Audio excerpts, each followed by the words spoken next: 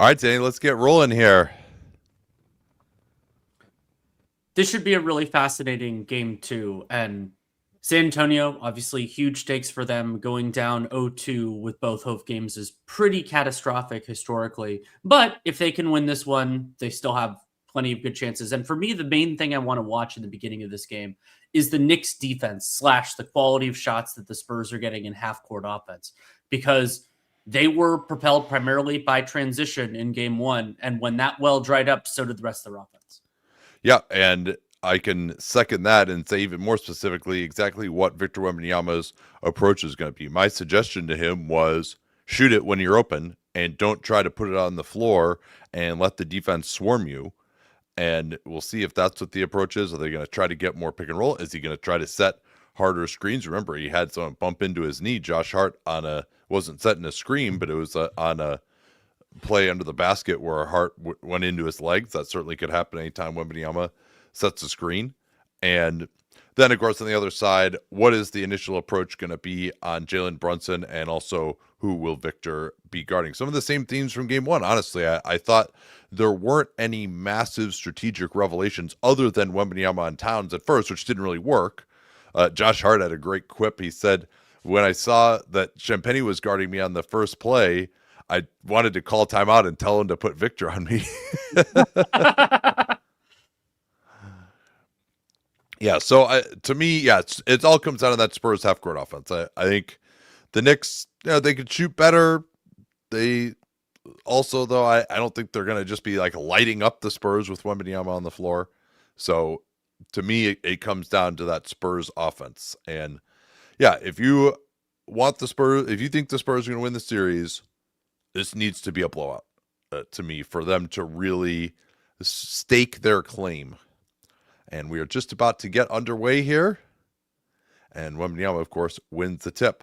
We start off with the ball in Castle's hands. He's guarded by Hart. Wembanyama is in the corner, guarded by Towns. And Fox is the other guy they desperately need to get going.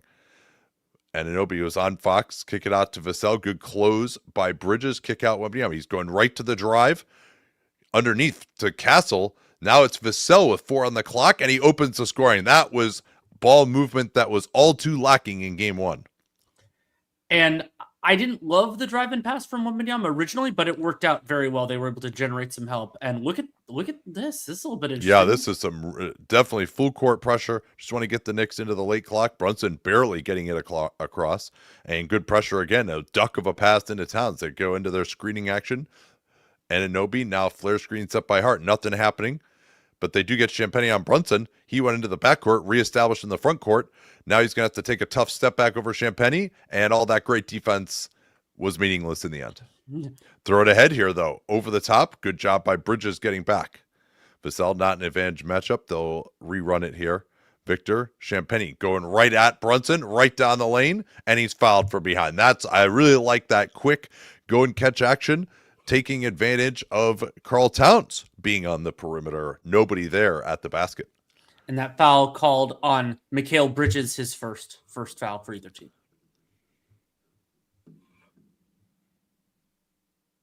How well would you say Brunson played in game one? Overall, I thought he did pretty well. Most of the game was a little bit below the standard, justifiably so, but then he was huge in the final moments. I mean, when the Knicks had that scoreless 6-possession run and then scored on every possession the rest of the game, Brunson was the center of all that. I'm going to try to get us synced up here after that initial jag. I wanted to try to pay a little more attention. And Champagnie makes the second free throw, so it is 5-2 in favor of the San Antonio Spurs, and we see that pressure again. And I like this because it also makes Jalen Brunson expend more energy. Yes, they did score in the last possession, but they got into stuff late, and it took a lot more out of them. That time they trap with Victor underneath, but I love the trap at half court. Now it's Bridges. Got it high over, and then great job by Wembanyama getting back as well to tip it away from Anunoby. Here's Fox with a hard attack. Oh, he shook Bridges easily, and he can't make that short jumper. And Nate, that Spurs pressure reminded me of, we talked about how hard it was to play in last year's finals. Yeah, we'll have to see. The Spurs not as deep as that Pacers team, Brunson, and he is going to get that call. And here, there's our guy again, Danny, Tony Brothers. We haven't talked about him yet. I have a feeling we're going to be talking about him a lot today. It was such a well-refereed game in game one. That was the exact kind of shot that just was not getting a call, even if it was technically a foul in game one. If you took a shot that wasn't a real shot, just trying to draw a foul, you didn't get the call. And Brunson just got one. And these players know that if it's a Tony Brothers crew, you're going to get those kind of calls pretty consistently. Yeah, let's see if this actually is a foul here. Castle took a little bit too long to get over it. I mean, that's pretty cheap right there. We didn't have any kind of an angle to truly see it, but that's taking a shot that you would never normally take to get a little brush foul and 3 free throws. And foul there called on Steph Castle, his first, team's first of many. Excuse me, I never actually synced us up. Sorry about that. We'll get that working here, hopefully. Yeah, apparently you also have to hit the sync button to sync up. That's terrible design, yeah.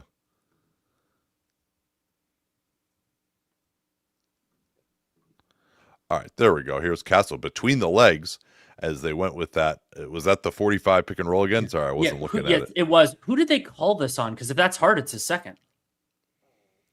Oh, no, sorry. The first was on Bridges. And they called this on Brunson. So 1 foul on Brunson, 1 foul on Bridges. Did they run it to Brunson's side that time? Yes. All right, yeah, because they ran it to Wembanyama's side much more in game one. Champagny. Victor says go towards Brunson's side instead. No, he's actually going to set the screen for Fox. Fox forced towards the baseline. Nice crossover on Towns. Kick out. Here's a three-pointer by Champagny, who knocks it in. And that's the other thing for San Antonio. Their three-point shooting arc threes were way off in game one, and they've already got 2 of them in this game. Now Brunson working on Castle. Tries to draw the foul. That time he didn't get it. Castle falls out of bounds, and another member of this literalist crew, Tyler Ford, calls the push. And so when I thought there were 2 other fouls called on Josh Hart, those were not, but this is his first. Yeah, this Spurs ball movement has been really good already. They are really puncturing the paint, which they failed to do in game one. You didn't see a lot of plays where guys were getting right into the restricted area, even if it was the dish out. Here's a 45 again. This time they go to Wembanyama's side. Castle, dig by Anunoby, tries to fight it up through Josh Hart. That was a tough shot by Castle.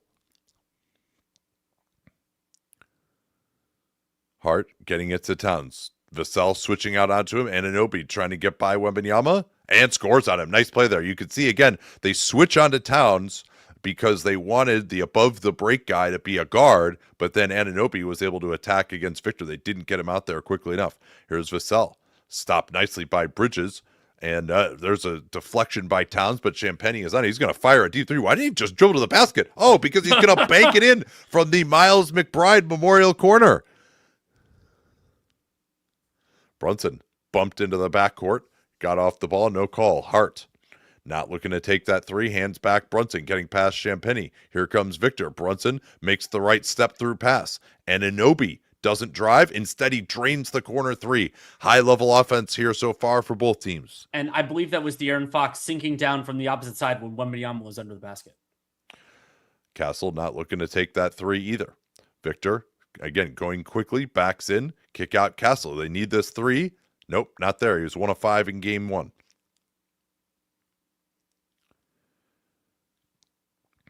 Brunson forced to his left hand. He's much better on the right side of the floor. And Champagny got the stop from behind. This is a 3-on-3. Castle, man, that's good transition defense by Bridges. Castle fights it up. No call. Loose. Knicks have it. Throw it ahead. Brunson. Vassell is there. Brunson blocked by Vassell. What a play there without fouling. We've seen some big defensive moments for Vassell and Champagny in these playoffs. They're not great defenders, but they can step it up in moments. And I actually thought that was a pretty good Gortat screen from Wembanyama that didn't end up producing a basket. Yeah, this is great defense with a guy coming right at you without fouling. He does kind of get the hand on him a little bit. And Vassell just gets off the ground quickly. Baseline out of bounds for New York with Brunson as the inbounder. You imagine they'll try to get it back into his hands somehow. 3 guys on the weak side. Hart fakes the handoff, tries to go past Wembanyama. Wembanyama was there, and Hart stepped out of bounds. Interesting play design. I like that one. with using the gravity of Brunson, trying to get Hart with 3 guys on the weak side occupying the help to the basket, and it just didn't work out. Keldon Johnson and Dylan Harper in, Fox and Vassell out. Now they go to a double screening action again. Weak side, Johnson going to try Towns. Bludgeons his way in. Triple teamed. Here's Victor. Down the lane. He somehow dunked it from the dotted line. That was ridiculous. The radius for him dunking is hilarious at this point. It's hilarious. I was just like, is this about to be a dunk? Is this really? And it was. They had 2 guys in between him and the basket. Here's Castle now going through the arms. Nope. He got the foul call. Did not. Got to be stronger on the finish. Good contest by Champagny, but Brunson quick shot him anyway. And New York, after that huge Victor dunk, still within 2. Castle has struggled here early. And a big make for the Knicks after a missed finish at the rim. Castle rejects here. Anunoby comes over to help. Champagny, now Harper. Eschews the 3, finishes from 2. OG Anunoby being able to be your backline defender is such a godsend for the Knicks, but Harper doesn't care. Worked once, didn't work second time. Again, not even guarding Josh Hart on the perimeter. Bridges going to interact with Anunoby. Now they get it to the other side. Everyone's exhausted. Brunson has had hands on knees in the corner. He's being guarded by Wembanyama. Why didn't they throw him the ball? Here's Hart on the drive. They get him moving. Towns, spot up, late close by Harper. Missed it, and unluckily went over the head of Anunoby, who had great rebounding position. Everybody waiting for that under 7 timeout. Why didn't Victor attack? He's going to take this 3 instead. Yeah, he had Brunson on him there. I don't know if off the dribble is quite the right way to do that, but just roll into the post then. Nice deflection, Champagny. Towns trying to space Victor out. He picks him up. Anunoby now. Johnson coming over at good strong side help. Kick it to Hart. Not looking to take the 3. Johnson closed down Bridges as well. Here's Victor. Knicks, can they get one step ahead? Hart on the floating jumper. Rebounded by Victor, and the Spurs are off. Victor running the floor. Harper looking to get in the lane. Underneath Castle. Pump fake. He's bludgeoned by Hart. That'll be 2 on him. Hart second, Knicks 4th. So including these free throws, the Spurs will be shooting for the remainder of the first, which is 5 minutes and 46 seconds. Let me look at the transition numbers. Sorry. It looks like our sync is good. Okay, sorry. Go ahead. No, it's all right. I was we can enjoy that Victor dunk while we take a look at that.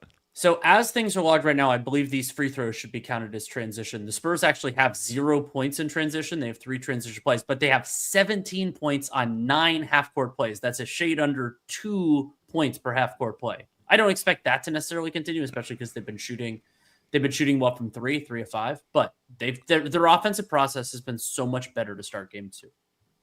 Yeah, and again, we talked about it in game 1, how they just were stuck above the free throw line on so many of these possessions. They're changing sides of the floor better. They've invoked the double screening actions even more as well, with Brunson involved, just forcing the Knicks to rotate, cover a little bit more, and then the way they've been able to get to the basket, force them to collapse, are getting more of those kick-out threes than they did in game 1. Thank you to Iowa Grad Chicago for the tip. We appreciate that a lot. Absolutely. Let's hit some of these questions here. Oh, you might be able to pull this faster than I did. How many dunks did Wemby have in game 1? I think it was 1 or fewer. Yeah, I actually don't. We don't keep it as of right now, but at least just on the game level, we don't have individual dunks. But yeah, I don't remember. And the Spurs themselves didn't have many in game 1. Let me see. I'll look for more questions. Tony Brothers and Tower Ford. Yeah, that's been the crew for this, for the consistency of these playoffs, is that it's been Brothers and Tiven and Tyler Ford. All right, I'm almost there on the dunk. All right, he had 1. Yeah, he had 1. Mm-hmm. Do you think if you put Luka on the Knicks instead of Brunson, they would be better or worse? I think so. There are elements that Brunson does better than Luka. I mean, but one of the biggest things for Jalen Brunson is his durability. I mean, Yeah. the idea. So if you could guarantee Luka Brunson's health, I think that they might be better. But the idea with these like tissue, like muscle injuries, Jalen Brunson's been a lot more durable. So I'd say they'd be worse, but not because Luka is worse than Brunson. RP says, didn't Harrison Barnes play way more than Keldon in game one? I don't think he played way more than Carter Bryant in game one, for sure.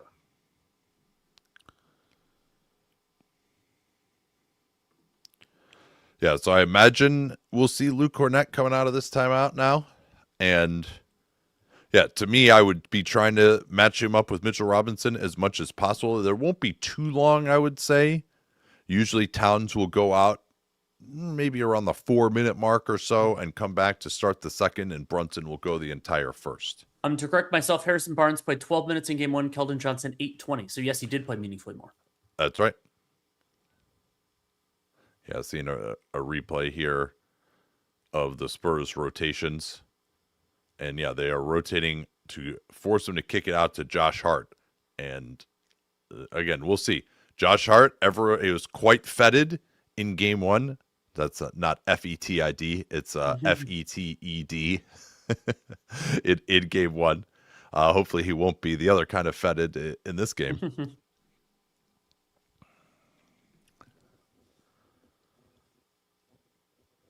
Castle rims out the first free throw. Cornett is indeed in the game. McBride and Shamet join Brunson in a 3-guard alignment for New York. They've got Bridges at the 4. Anunoby and Towns both on the bench now. Or sorry, Towns is not. Towns is there. Yeah, sorry. Anunoby and Hart both on the bench. No, 2 missed free throws, both of them rimmed out, but good pressure by Champagny on the rebound. Bridges at the 4, not really having the heft to box out against another small forward-sized guy maybe in Champagny, so Spurs get an extra possession off the rebound. Castle barely gets it in. Cornett has to react to the ball, and that's a good job by him intentionally falling down to pick up that foul. And that is free throws because that's the 5th foul on the Knicks. Also the first on Karl Anthony Towns. Yeah. Again, I do think, especially on plays like that, like this one is 2 guys who both have the right to the ball going for it. This should not be a foul. They both have equal right to that ball. Luke Cornett intentionally fell down afterwards, which, I mean, that's a smart move, especially for a guy who isn't in that position very much. For him to do the Joel Embiid, Chris Paul, Kyle Lowry fall down going for a loose ball thing was pretty smart. But again, I don't like that. Doesn't need to be a call. That's not a foul. Towns gets the rebound, outlet to Shamet. Harper trying to run him down from behind, and he can't. Or no, he can't finish it. Excuse me. Here's Castle. They go under on him. Oh, what a crossover by Harper. Oh, that was nasty. Man, Harper and Wembanyama with massive dunks to open this game. And that was a huge missed shot by Landry Shamet. And now that we got some momentum, Tony Brothers gets a ticky-tack call. I mean, that crossover to start this, we're not even seeing that. And then, like, the way he gets this dunk almost Dominique style sometimes. Look at Victor shaking his head like, yeah, that was nasty. He's so good at moving the ball around to avoid shot blocks. Brunson getting it in. They want to get some screening action here now with Cornett on the weak side on Shamet. Towns will just fire the 3. They tried to keep Cornett off of Towns that time on the weak side shooter, Shamet, and Towns just shot right over his defender. Castle. Harper loads up. Not even close. His 3-ball has been off in this series so far. McBride. He's not going to get this one up, nor will Bridges. Towns moves it. Shamet. Oh, nice fake there by Landry Shamet, but the air ball. And we're going to get a hold here. Another useless call. He got the ball. Just let it go. And that is the 3rd team foul on the Spurs.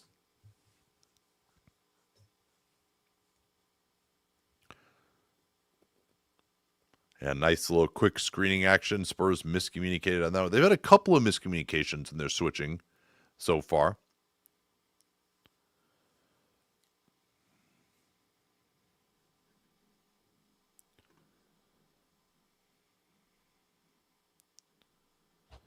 And Carter Bryant is now in to guard Brunson. I felt Bryant was not that effective against Brunson in game one. We'll see whether that changes here.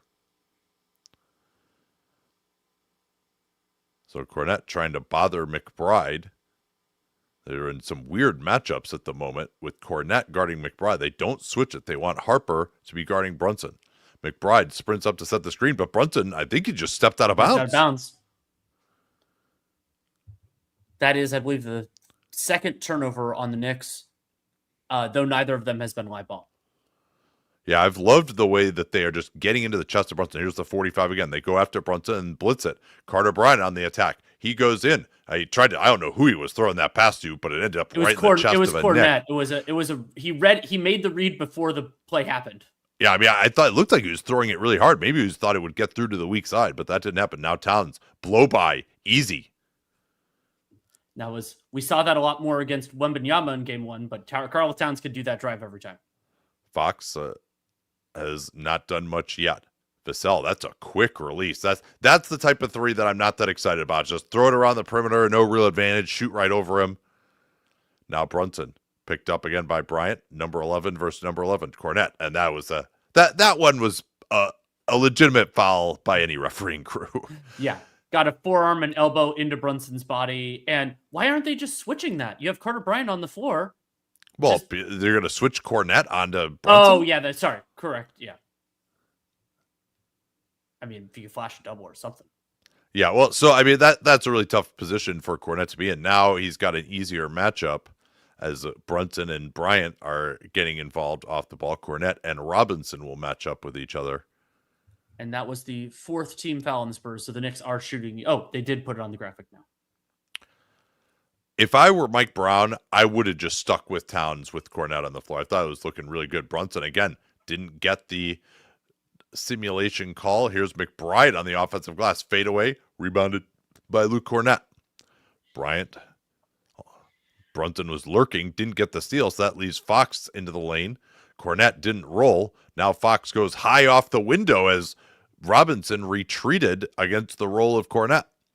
Little bit of a surprising finish for De'Aaron Fox, so I thought disappointed in game one, but 1 for 2 now in game two. Yeah, the Knicks don't have a ton of rim protection on the floor other than their center. Here's Shamet, and Harper reacted late, never got his body in front. This will be a foul, I believe, on him, unless they say Fox got him first. But good job by Landry Shamet taking advantage of the Spurs pressure and getting right into the lane without any kind of a screen. Oh, Nate, you know what I think they called here? Hopefully the cameras can get it. I think Kornet just fouled Mitchell Robinson because they're in the bonus before the drive happened. Oh, yeah, it's good to have that in your back pocket. If there's any kind of an advantage situation that develops, just foul him. Yeah, it's 3:25 left in the quarter. So Paca's alive and well. I'll try to put it in my notes. Now, do I love the possibility of getting Mitchell Robinson off the floor? Wow, that was that one went down with the Titanic. But it counts on the scoreboard. All to say that, these Knicks fans seem to be exhorting him on.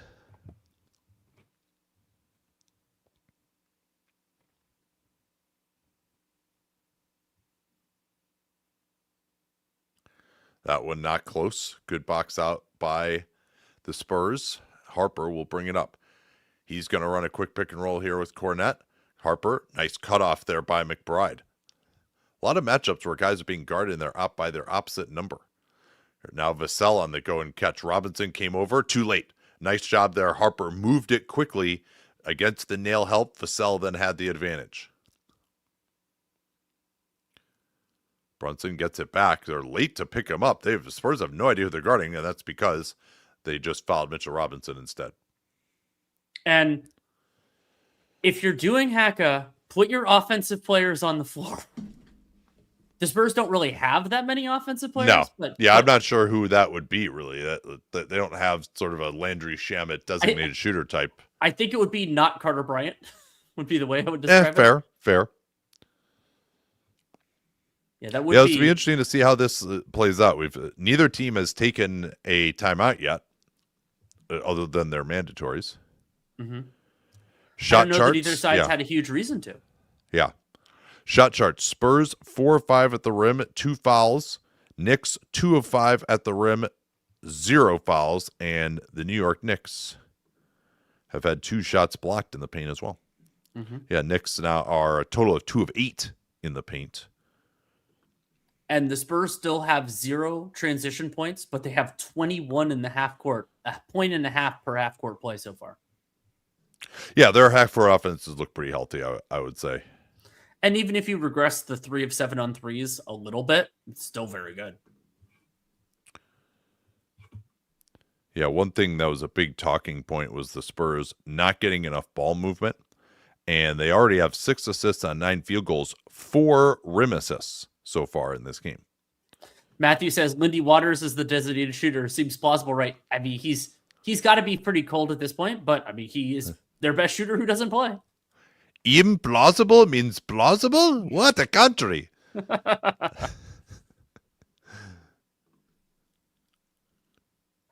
BT says the bad thing about the hacking strategy is the commenter stating the player works on it so much. Well, hopefully that's why you're listening to us. And David asks why he does work on it. Yeah, Mike Breen is like contractually obligated to say that. That's pretty funny. Mike Breen might actually see him do it. I mean, I would imagine he does.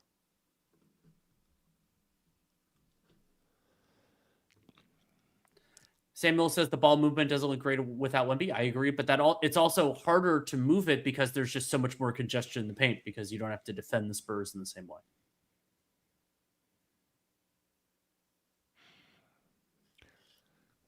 Oh yeah, good point being made that I saw from James Edwards on Twitter that the Haka with Wembanyama on the bench gives them more chance to rest him.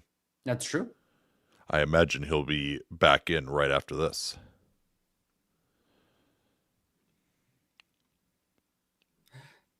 ING says, I miss when you guys were together in a room.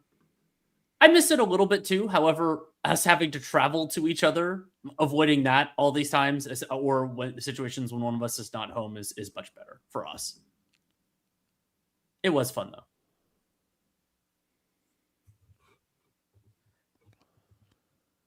In terms of the possession game, it's Knicks by 1, 19-18, but that's very even. Knicks 25% offensive rebound rate, Spurs just 11.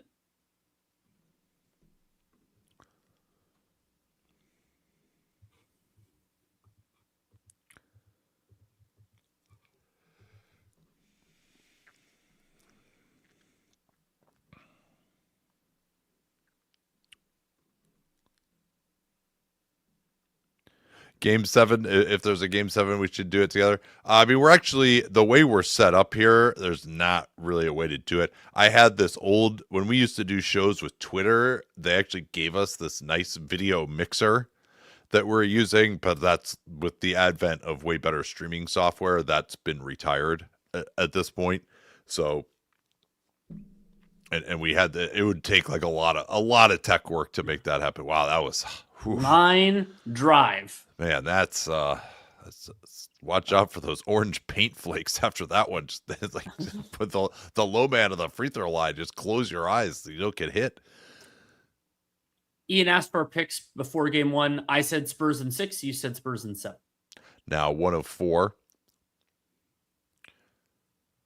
Fox and Harper in the backcourt. Vassell and Carter Bryant along with Cornette up front. Again, they want to involve this time Shamet in the screening action. Pass was too low for Fox. He'll shoot it anyway and make it. Maybe that got him out of his head with the way he's been missing. And San Antonio right now is up by 8. And this is looking, if this keeps going this way, it's looking like it's going to be a blowout. They are not, they are. Yeah, they are going to hack. Cornette was definitely waving his arms to try to get that communicated to everyone. But yeah, I do think if they're going to go this route, yeah, why not have Victor on the floor? Carter Bryant doesn't really seem to make sense. Either like you should at least put Champagny out there, right? Sure. I mean, this is not tiring to just get a 60-second break. Man, both of his makes have been quite suspect, and Wembanyama is going to come back in here. Towns is waiting at the table as well, But the Knicks with San Antonio, this is actually another thing, Danny, with San Antonio also in the bonus themselves. If the Knicks wanted to take a foul, they'd be giving up free throws. So they probably don't want to do that either. Mm-hmm.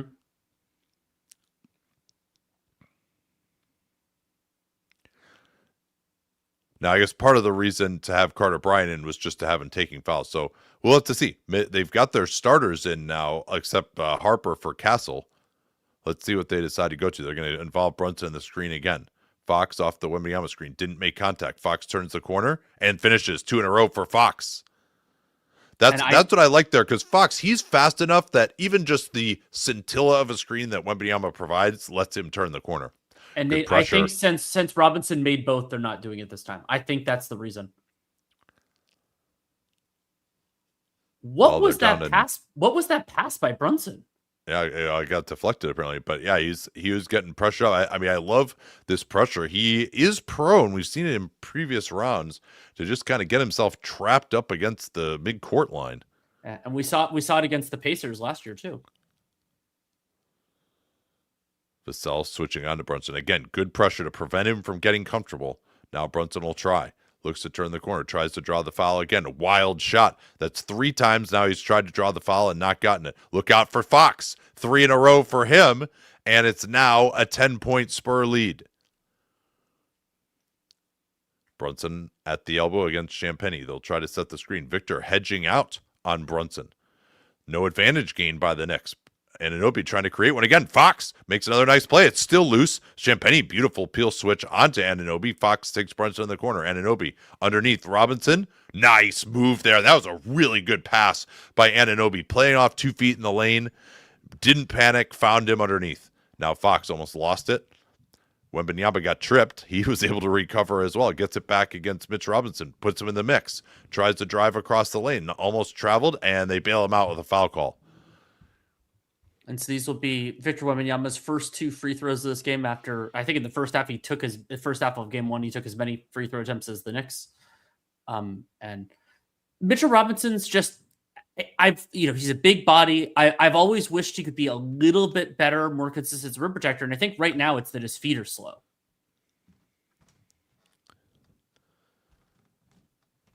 Yeah, what has it been about Robinson's performance? Do you think he just hasn't been reacting well enough to? I think he's been a little late.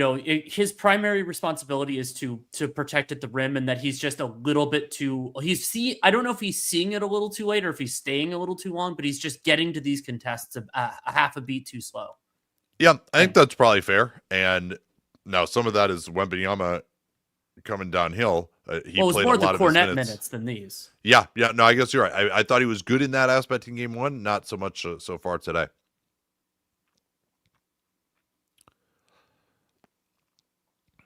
McBride now against pressure by Fox. Vassell was lurking there to maybe double team. They don't go that way. Again, the Knicks getting into their offense very slowly. Brunson tries to set a screen. Now they get the denial. Brunson, that was almost a backcourt. It was. And it was.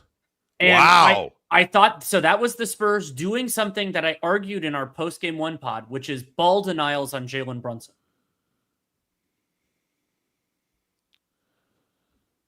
Yeah, and McBride, I mean, did he really touch the line? That was pretty close. So Spurs will hold it here and go in probably about 5 seconds to try to get a 2-for-1. Brunson, they're going to involve him surely at some point. There it is. He involved himself. Got the steal. 3-on-1 for the Knicks. Shamet. Beautiful run there by Shamet. He beat everyone down floor. We won't get a look at it. I think there was an uncalled kickball there. I thought I said hit a foot. Now a 7-second differential. No pressure here from the Knicks. Robinson trying to get physical with Wembanyama. Victor pretends to set the screen, now gets the pick and pop. That was really nice. Oh, Victor blowing by Robinson and finishes. That was great work by the combination of Fox and Wembanyama. 12.3 for the Knicks. Fox rejected the screen, forced the help, and got Wembanyama that hard closeout. And Wembanyama knew what to do with it. Here's Brunson, puts Fox in the mix on a step back. Not there. Wembanyama rebounds. And San Antonio with a 34-point first quarter, well more than a third of their 95 points that they scored in game 1. And another sign for the Spurs offense is that they had 9 assists on 13 made baskets, and helps when you're shooting the ball well, 4 and 9 from 3, but they move the ball extremely well in the early going. I brought up their half court points per play a lot during that first quarter. 1.55 at the end of the first. 31 points in the half court on 20 half court plays. Yeah, now New York has only turned it over 3 times. 2 of them have been just stepping on either the end line or the sideline due to pressure. But I think the bigger thing has been how they've been forced late into the clock a lot more. It just seems like overall everything's been hard for them in a way that it wasn't in game 1. And also, honestly, things went wrong for them when Towns went out. He's only -2. Mm-hmm. And I was starting to say this. I think we got distracted a little bit. But if I were Mike Brown, I would try to, if they're going to put Luke Kornet in before Karl Towns goes out, I would leave Karl Towns in until Victor comes back in the game. I want that matchup as much as possible, even if it means that they need to play around with Brunson's minutes a little bit and take him out a little earlier during some of those. Brunson certainly is very set in his ways in the sense that he always plays the whole first quarter, but I want that matchup. I think that matchup looks really good for New York. It forces... Now, Victor moves around a lot, too. They don't want him guarding Towns either. They're kind of playing this zone stuff off the ball. That's been a Sean Sweeney specialty since back when he was with the Mavs in that series against Oklahoma City. But Victor is just much more mobile. Like, if Victor gets into a matchup against Towns, you're trying to keep him out of it just for the overall health of your defense. But it's fine if he does. He's not going to just get killed unless he just decides like he needs to pressure him like he's, Chris Dunn or something. So... Kornet, though, that is a disaster if he's on Towns. Yeah. So I think you got to work for that matchup if you're Mike Brown.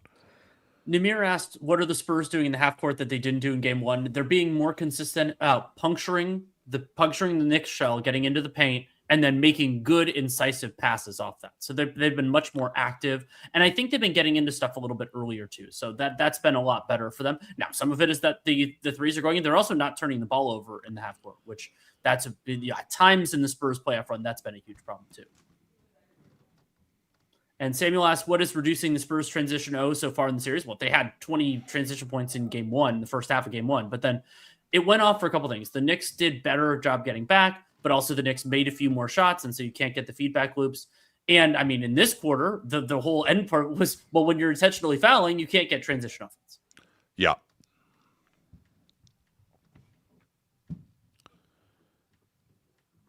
Yeah, Robinson finished 3 of 6 on those plays in the end. And we get asked the question of or the comment of I would have kept doing it. There was only one possession at the end because you have to stop it at 2 minutes of each quarter. There was only one possession where the Spurs could have hacked and didn't. Yeah, and that's why they just went back to their best players at that point, I think. Yeah, and so they could have on that specific trip, but that's really the only one. Listen to Mike Brown's interview here. All right, pretty anodyne. Alvarado is in now, and he should at least be able to handle some of this pressure a little bit better. But they only have one pure ball handler. McBride is not great in that area. Towns, good rotation by Harper, but that leaves Shamet open on the weak side. Shamet is 0 for 2. He'd been absolutely molten coming in from 3 of 6 in game 1, and much more going back. I think he had a 12 of 13 streak in the Cavs series. Corner 3, Castle. That's the shot for him. And he gives a little point to the bench. He's much more comfortable, as are most iffy shooters, in the corner. Alvarado getting past Castle. Good close by Harper. 2 guys rotated to McBride. They can't take advantage of it. Now Towns. Oh, nice play there. That was really smart, but by the Knicks, because with that ghost screen, Wembanyama stepped back to let the defender of the screener through, and that let Towns just shoot that ball. Yeah. Flare screen set for Wembanyama. Nothing happening there. They're going to go after Alvarado through Castle here. There's a lot of nail help. That possession is reminiscent of game 1. Just bunch of dribbling at the nail, nothing happening, but they get an offensive rebound. Castle Oh, that's a bad close up by Alvarado. Castle into Shamet, and Shamet got the block. Alvarado, not think he's going to challenge Wembanyama. Instead, he backs out for a three. Missed it. And no, they do not call it. Keldon Johnson, though, is limping. I don't know if he sprained an ankle on that box out against Anunoby. Wembanyama stepped back. He's been off. Spurs have had a few chances here to really go for the kill early in this quarter.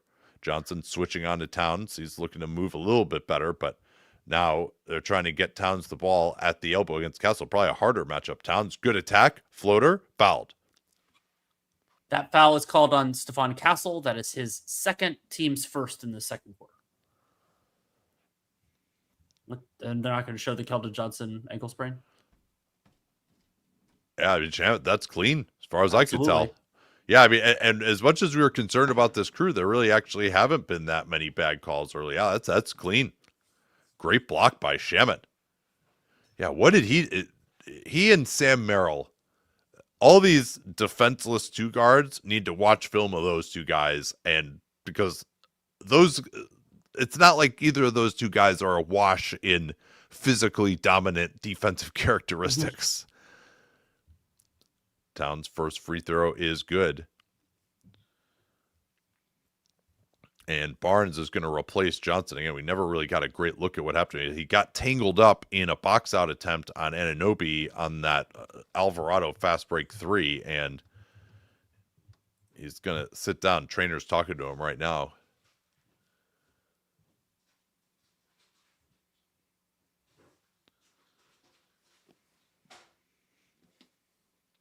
Towns will get a second attempt here at the foul line and cashes them both out. 7-point game. The Knicks can make hay in these non-Brunson minutes. That would certainly be to their benefit. Harper putting McBride in the mix, trying to get past him. McBride cut him off multiple times. Offensive foul. Wow, what was that? Did he get his right arm up? I didn't see much there. Man, that was great defense by McBride. Harper put a number of pretty nasty moves on him. Let's see if we can catch it here. A second quick behind the back. Oh, yeah, he clocked him right in the head with the elbow. That was great defense by McBride. Now, McBride did foul him right after that elbow. Castle. This is another same number matchup here, 5-on-5. Castle, that's what you want to do. Just turn him a couple times in the backcourt. Now Alvarado gets past him. Wembanyama reacted. What a block there. He just has so much time to go get these. You think it's past him, and it just isn't. Yeah, and Mike Brown is like, how about you pass it, Jose? How about that? Yeah, I mean, Harper was there too to make it difficult. Harper tipped it. Yeah, Harper got the first one, and then Wembanyama. Here's Towns. Goes right through the back of Barnes' legs, and that's another blow-by dunk by Towns past Wembanyama, and the Knicks are right back in contact here. Harper going against the drop coverage of Towns. Towns got the stop. Wembanyama was held underneath by Alvarado. No call. Alvarado just turned around and talked to the ref. Here comes Anunoby. Victor got back. Kick out. McBride overhelped by Castle. Man, the Spurs are dodging some open threes from Shamet, and that time McBride. Here's Castle on the drive, and he's thrown down by Alvarado. I didn't see a ton of contact there from Jose Alvarado, but he's not fighting it, so I'm sure there was something. And this is a 7-0 run for the Knicks with Wembanyama on and Brunson off. Yeah, leading scorers at the moment. Towns has 12 on 4 of 5. Fox had a nice little run at the end of the first quarter. He leads the Spurs with 9 points. Wembanyama's offense hasn't been particularly effective so far, as you see that blow by Towns. I think you got to, if you're going to scream like that, I mean, I guess you did blow past Victor. He kind of barely snuck it over the top of the rim. I mean, maybe needs to be a little bit more emphatic. The Spurs only have 2 points on 7 transition plays, in part because they're 1 for 6 on shots in transition, but only 2 of those shots are at the rim. They're 1 of 2 there, 0 for 2 on threes, and then they've had a couple of twos, like not twos at the basket. Yeah. So again, I think with the Cornette minutes approaching, and then potentially also when Towns would normally get his second rest, I want to see how the coaches are going to manage that. Castle redeems himself for the 2 misses earlier with 2 free throws.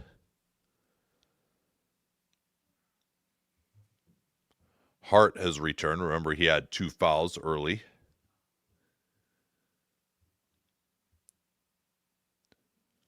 And he's picked up by Wembanyama. Tries the quick QB keeper. Doesn't work. Then hands off to McBride. Nothing doing there either.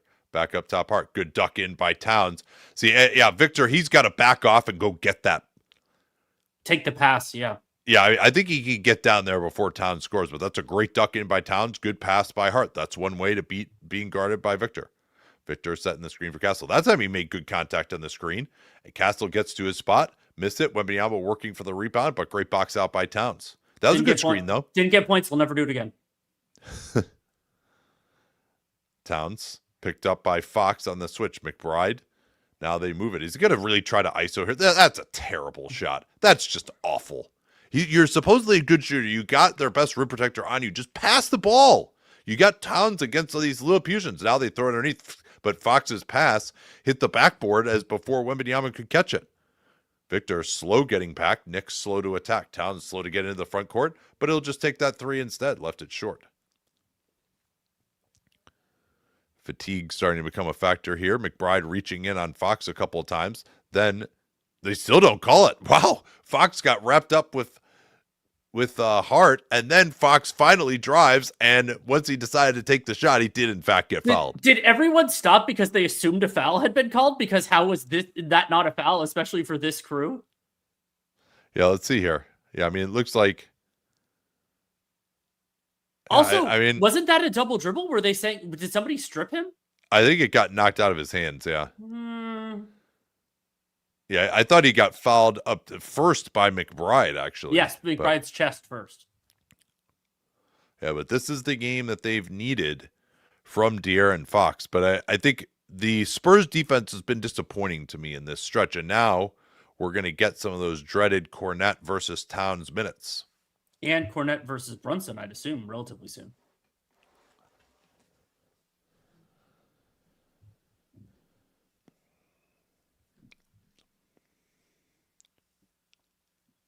Fox pushes it back to 8. Knicks have had a nice response in this quarter, though. Looked like they might get blown out of things here pretty early. So now Barnes is on Towns. They got Barnes and Kornet in the front court. This is not a great lineup to me for Mitch Johnson. They just have a lot of their best players not in the game. Good pressure, though, by Castle, and they're down to 4. They haven't even punctured the front court, basically. Oh, did he foul him? That was terrible by Castle. Man, Jose Alvarado he was no way to get that shot off. If he just stands tall, he's shooting a 20% shot. Just live with that. Yeah, and also Castle had a hand on him the whole time, but you won on that possession. I usually use this in terms of the big men, but trust your size, trust the defense that you put out there. It's just terrible. Anybody can trust their size against Jose Alvarado. True. Second 3-shot foul of the game by San Antonio.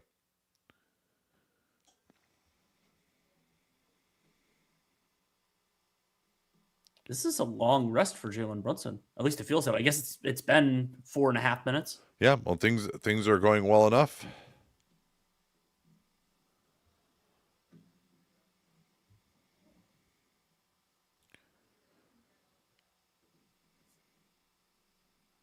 And thankfully, knock on wood, it appears that the twin injury scares with Jalen Brunson in Game 1 haven't affected him too much in Game 2. The knee and the ankle. Yeah, he hasn't been great, though. He's 2-8 and 1 of 6 on twos. I will say I've not really noticed him getting great separation, and he also has been trying to draw fouls more, which usually that could be, not usually, but it can be an indication that the guy's not feeling great physically. Late switch of Towns onto Fox, who was way off on that mid-ranger. It was a good look. You can't complain about it too much, but not even close. Trying to go under, and now they set the screen. Kornet calls off the late switch. They've got Towns on Fox. They want to get him deeper into the post, and Fox gets around, but it gets to Towns. Kornet got over to bother him. Three-pointer Bridges in the corner. Finally, the Knicks cash out an open 3, and man, New York not going away. Timeout called here by Mitch Johnson as the Knicks have surged back within 3, and I'm going to take a quick break. And I loved that from Karl Anthony Towns, where he He got the small on him, worked into position, and then, I mean, that was an incredible pass out to Mikal Bridges. There were 3 other Spurs on him, so he drew the attention, got the ball out. I can answer some of your questions. Who is the Spurs' second best player, and who do they need it to be to win the series? I mean, I thought in game 1, there were a lot of times that it was Harper, and they need it to be I don't know that they need to be any single player, but I think the Spurs need their second best player to be at least the 4th best player in games. Because if Towns and Brunson, and potentially, especially if it's Towns and Brunson and somebody else like Anunoby, are all better than the second best Spur, it's hard to survive.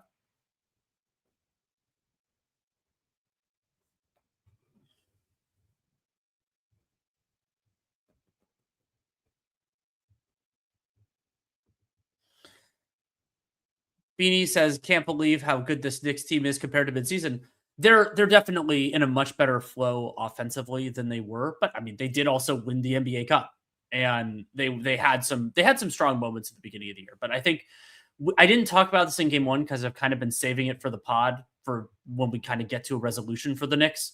But I think that we've seen in this run, particularly the win streak that they've had since they went down to the Hawks, the difference in coaching between Mike Brown and Tom Thibodeau. That they've been, the way their offense has flowed, that they're the way that they've been able to kind of, it's not even the way that I had even necessarily thought about primarily using Towns, but I think that their team looks, they play so much healthier now than they did before.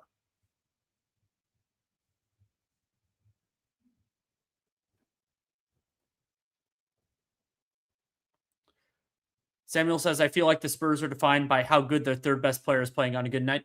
That's fair. I mean, oftentimes it's their second too, because they haven't gotten that. I mean, I think that will be Dylan Harper eventually, but we'll see. And we got a question about, do you think that Anthony Davis is more likely to get traded this offseason or deadline? Oh, definitely at the deadline, because I think that this Wizards front office, they want to see what it is like. And the players that are expected to go number 1 don't directly conflict with Anthony Davis. So I think they want to see the theory of this team before they make any sort of decision. And I think there's a distinct chance that Davis finishes the season on the Wizards too. Yeah, John and I actually talked about that pretty extensively on Wednesday. Now, if there's not an extension involved, I think certain clutch people will be agitating, but that's they can agitate as much as they want.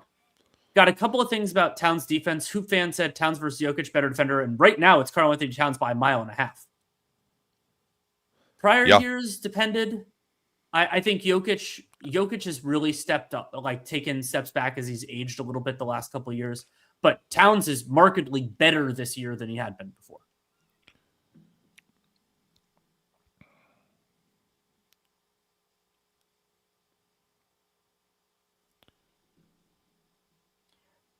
Shouldn't the Knicks play more through Towns in the post with Wemby not guarding him? He's taller than everybody. So you can do it, and we've seen the Knicks go to it. But the problem with playing through a guy in the post is that, and we've seen this a lot in the modern NBA, is that it's a lot easier to bring the help quickly. So Towns, you have to do your work fast. You can't really run an offense through that. You just do it quickly. You just find drops. Yeah, and that's just going to lead to a closeout to Josh Hart, which I don't think they are that fired up about. Harper is in, guarded by Anunoby. Cornette setting up the Spain pick and roll. Fox, that's the right pass. Look out for Harper. Nice little easy reverse layup that time. Yeah, I wanted to say also, Mitchell Robinson is back in now, but another thing they're trying to do is just when Towns gets a smaller guy and him just duck in. Brunson and Harper engaged in quite a bit of shoving. Then Brunson with a physical screen. Now Brunson attacking Cornette. Cornette with a pretty high hedge. They've been very aggressive against Brunson, and they're down to 4 now. Anunoby will have to try Vassell. Going to go to the step back. Good help by Barnes. And a shot clock violation. Perfectly timed help by Harrison Barnes right at the moment when he didn't have enough time to pass it to anybody else. That's why they brought him here. But yeah, so I was starting to say Towns is looking to duck in as they're setting up that same Spain pick and roll again. Fox blows by Mitchell Robinson, but he smoked the layup. Hart got back to disrupt him. Fox picking up Brunson in transition. Brunson, again, has not really gotten the separation. Gets around. Cornette has to kick out. He was off balance. Anunoby fires the three. Rebounded by Harper. He can push it here. 3-on-2. He's got Barnes on his right. Didn't look that way. Barnes had a layup. Instead, it's a three for Vassell. That's way off. That was a terrible decision by Harper. He had an easy layup to Barnes on the right. Sorry? Oh, nice Cornette contest of that pass. Let's see. Harper going to try Anunoby. Oh, yeah. What a block by Anunoby. That was an awesome confrontation. Here's a three in transition. Bridges knocks down his second. That was a huge swing. Yeah, big shot by Mikal Bridges. Cut it back to 2. Fox. This time Harper will try the corner three. Missed that. Tipped out by Cornette. It'll be Nick Ball. And it's a small thing, and obviously... Let's watch this first. I want to see this. This is great defense by Anunoby without fouling. Yeah, sorry, you're saying it's I thought he fouled. I thought he might have fouled him going up, but he didn't foul him up top. But so I forgot my point. Oh, sorry. That's all. So it's Robinson against Wembanyama now. And good pressure by Vassell. Oh, I thought he got tripped by Hart there. That, to me, should have been a foul on Josh Hart. Because you are not in legal guarding position when you're on the floor. Watch. So Hart is going to go down here. Gets it knocked away. He dives for the ball. And I guess it was going up. Oh, he tried to grab his foot. They should. Are they going to look at this? Because I was going to say the Spurs should challenge it. Yeah, they are going to look at it. Could this be a flagrant? I think it's going to not be. Well, so here's the thing. It didn't affect the outcome, but it's this crew. It's Tony Brothers. I think it will be. So it would not be to me, but I think it could be. Being reviewed for a potential hostile act. Possession game right now, dead even, 39 true shots for each team. All right, so he's not really looking at him. I mean, maybe he's like kind of trying to stop it, but also he's just airplaning onto the ground. He hooked his hand. He knew what he was doing.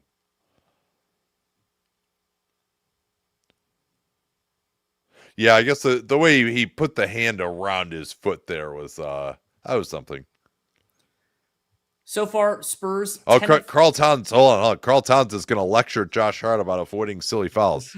So Spurs are 10 of 14 inside 5 feet, 9 of 11 inside in the half court. That is really impressive. They've taken almost as many shots in the half court inside 5 feet as they have outside 5 feet. And if you include fouls, it's basically even.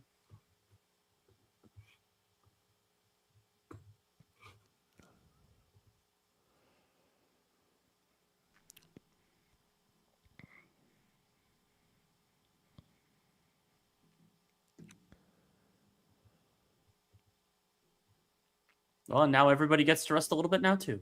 Yeah. They're going to call nothing. I think it probably ends up being nothing, but it's borderline. It's definitely borderline. It wouldn't shock me. My prediction is they call something. Because Tony Brothers can't call nothing. Can they make this a common foul? No, they cannot. It's either got to be a technical, a flagrant foul, or the Spurs would have to challenge it to make it a foul. Let's see what he says.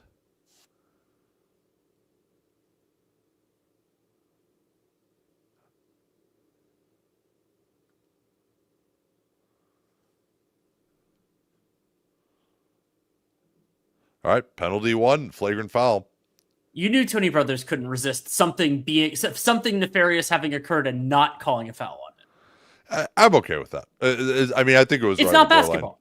Yeah, and that's a third foul on Josh Hart as well. So it'll be free throws for Devin Vassell, who will make a rare trip to the line. That's a good question. How many free throws do you think Devin Vassell has shot in the playoffs? I think it's under 10. I think my first thought was 16. I'll look it up. I mean, maybe he got some take fouls at the end of games or something. Yeah, I agree with Seth. There's a good precedent to set.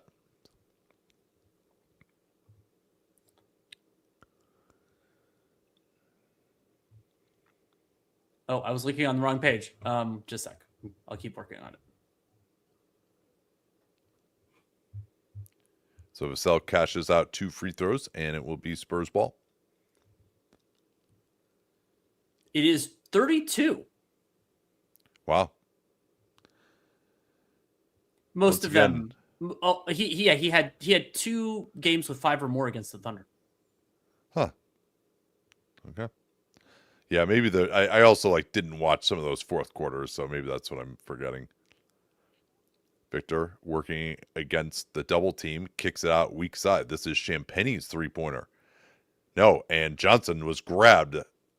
Is this going to be free throws? Not yet, but that was good work by Kelton Johnson on the offensive glass. That is the 4th team foul in the Knicks, so the Spurs will be shooting after this. Only 2 team fouls on the San Antonio.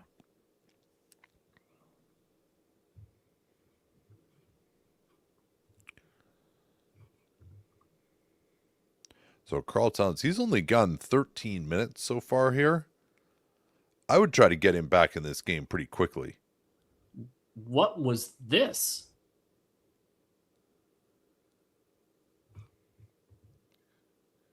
Yeah, Mike Brown. This, of course, let's see here.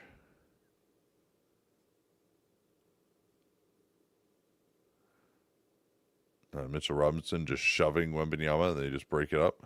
Yeah, they called a tech on Mitchell Robinson. Okay. So Victor is the designated technical free throw shooter. That in and of itself is quite the accomplishment at 7'6". And he cashes out. So New York, 3 free points for San Antonio. I will say, hopefully San Antonio ends up with a good enough shooter in their starting and closing 5 that Victor Wembanyama is not shooting their free throws.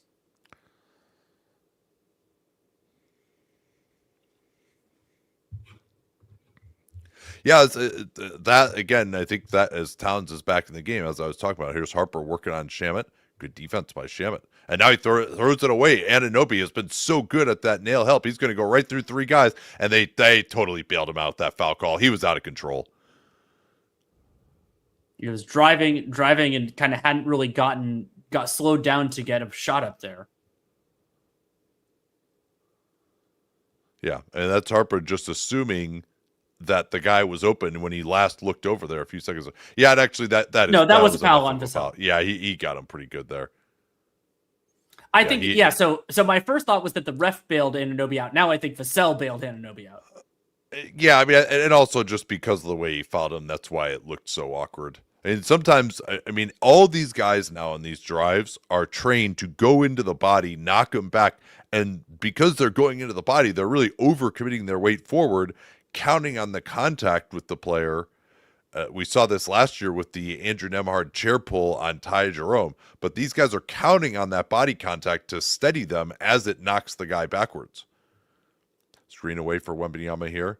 He runs through. Champagnie driving the closeout of Brunson. Up to Victor. Fouled from behind. Great pass there by Champagnie. I've really liked Champagnie's approach. Working, he's taken a couple of tough threes, but working against the closeout of Brunson, Brunson is not going to be able to get down his stance and slide his feet to stop that attack by Champagnie on the closeout. And as much as I enjoy Steph Castle's stylings on this front, there's just something the San Antonio Spurs will learn to do, which is if you're driving and you don't have anything, just throw the ball high and something good can happen, because not only is Victor Wembanyama the tallest to catch it, but also he can get fouled. Did miss a free throw there. That's his 2nd miss of the night. Yeah, fouls are 11-11 right now. And that includes the Haka. Yes, it does. So the real fouls, it's 11-8.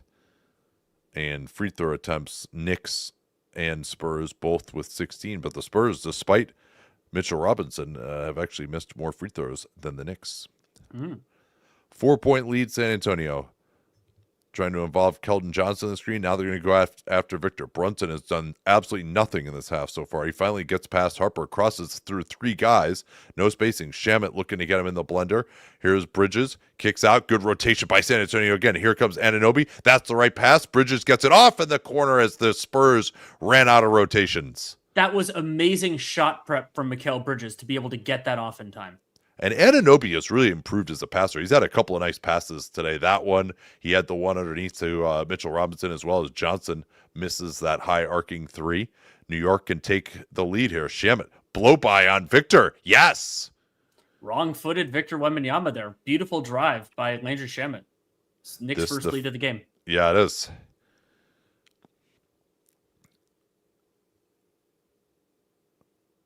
Harper waiting for someone to do something. Tries Shamet. Shamet cuts him off twice. Forces the tough runner. Man, Shamet and McBride have been great on Harper. However, they get the rebound down to 3 on the shot clock. Vassell has to make something happen, and he does with the 3, and he got fouled by Brunson. Hit in the head, it looks like. That is Jalen Brunson's second personal, and the Spurs have been in the bonus for quite some time.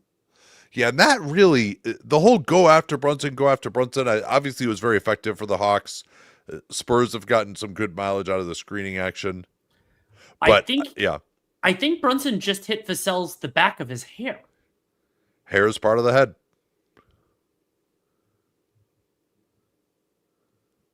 Yeah, I mean that is a foul. The hair view contest. Now he made the shot anyway, so not worth the challenge because it's only one shot, or one free throw. But that I do believe would be upheld on a challenge. Good eye there on hitting the hair. So Vassell just lives at the line, Danny.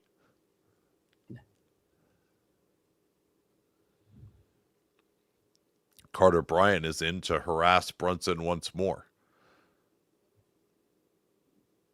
Oh, Brunson totally wrong-footed him. He goes right in. That was ridiculous. Carter Bryant just failed to execute there, but Brunson loves to reject screens. That's the first true burst he's had in this game. Now Fox on the attack.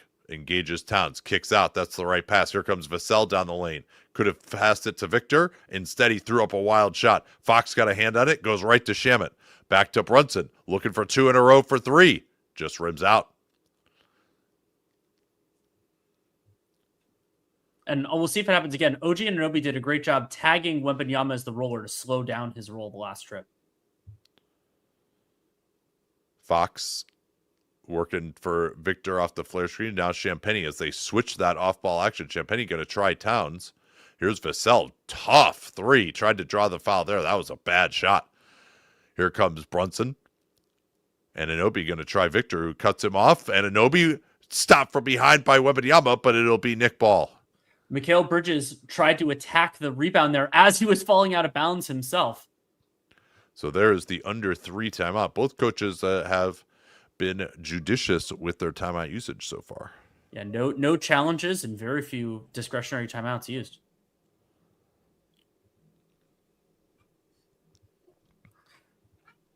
Spurs half-court offense. I talked about how that was huge in the first quarter, 1.55 points per play, down to 0.69 points per half-court play in the second quarter. They're 3 of 14 from the field in the half-court, including 2 of 6 at the rim. By comparison, the Knicks, they're over a point per half-court play, 1.06 in the second quarter. Yeah, and Karl-Anthony Towns continues to outplay Victor Wembanyama by quite a bit, certainly offensively. I think he's been pretty good on defense too, quite frankly. And sure. Particularly because he's held Wembanyama to 7 points, although Victor is +5, Towns is +8. DJ Finland said, thank you for the tip. It said, my thoughts going into the finals. What will happen when the Knicks shooting regresses? Knicks, what regression? Well, the Knicks didn't shoot well in game 1. It's just that the Spurs shot even worse. And another thing I wanted to note here, looking at those plus minuses, in 2 minutes and 51 seconds with Towns on and Wembanyama off, Cornette on, 10-3 Knicks. That was a big pain point for San Antonio in game 1 as well.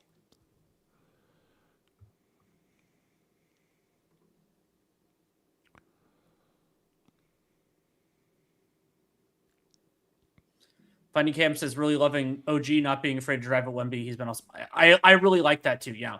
He's strong enough to make it work in a way that others are not, but I like the ambition.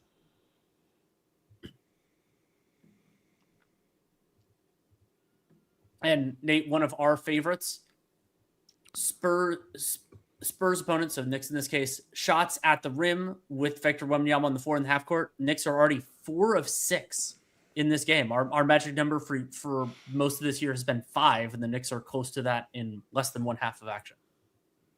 Yeah, this is my living room. I'm super into curling. You guys see those curling stones back there? No, actually, I'm had some unexpected travel, but so we're renting a house in a rural Ontario, and the guy we're renting it from is it's actually this awesome Canadian guy, like 90 years old.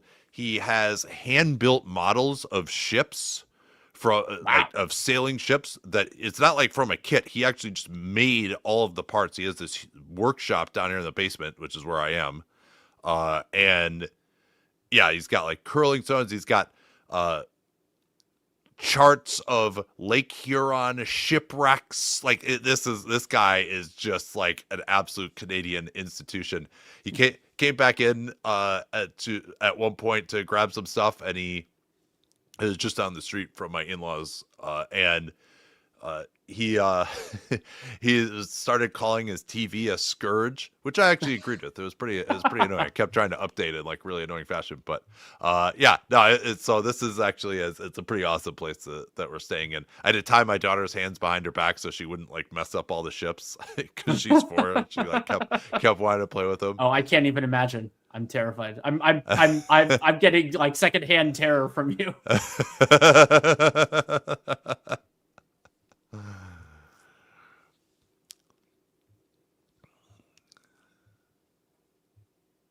All right, so pretty interesting end of the first half coming up here now, and you can see the San Antonio offense has fallen off quite significantly here in the second.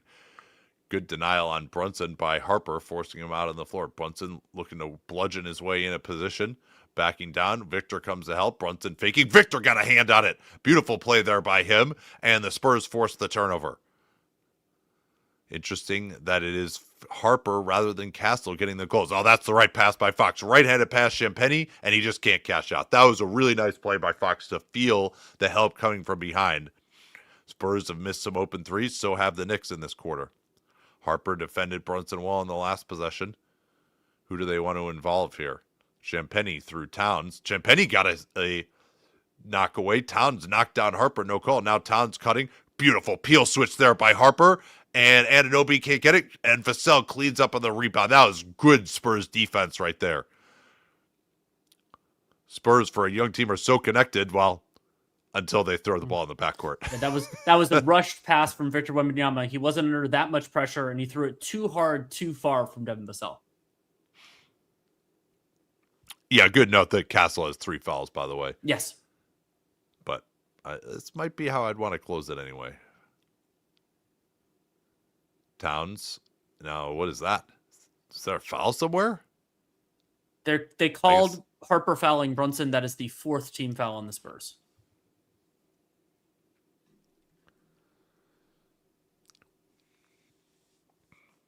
Yeah, no one has scored in some time here now. Both teams will be shooting on the next free throws as Johnson is going to replace Harper, interestingly. Is Harper is that 2 fouls on him? He has 3 too. So Brunson backdoor picked up by Wembanyama. Still trying to work him. Wembanyama got his ankles broken, but Brunson wasn't close with the jumper. This is a 4-on-4. Johnson, he go right through Brunson. Brunson fell down, and there's the call. That's the one guy you can't go right through if you're Keldon Johnson because he's going to fall down and take the charge. That's his first of these finals. Pretty obvious call here in the end, especially with the push-off by Keldon Johnson. Yeah, when the referee can start to anticipate that the charge is going to take place, I assume they can because I can in those situations. That's when it's probably going to get called. Oh, nice that was beautiful there. That's that action that a lot of teams are running now. I call it the double backdoor where there's a back screen set and then they go backdoor as well. Fox got stuck. Johnson gave him an outlet. Victor is open. I think he should just take that 3. He's going to try Towns, and instead he throws it away. Tried to draw the foul, got stuck, and turned it away. Threw it away, rather. So only a 1-second differential now. Spurs did not get the 2-for-1. Brunson is going to get double-teamed here. Gets off the ball. Corner, Towns takes it with 10 and he hits the corner three. So that the Spurs analytically, that's the right play to get yourself a new possession. But if Towns hits a three, there's very unlikely to work out for you. Here comes Fox, stopped by Bridges, got a good contest, and that will do it with the New York Knicks once again overcoming a double-digit deficit, and they lead at halftime. Both stars have been relatively ineffective, but the Knicks role players, including Karl Anthony Towns, who is by no means a role player in this series, have been fantastic. All right, we'll be back for the second half.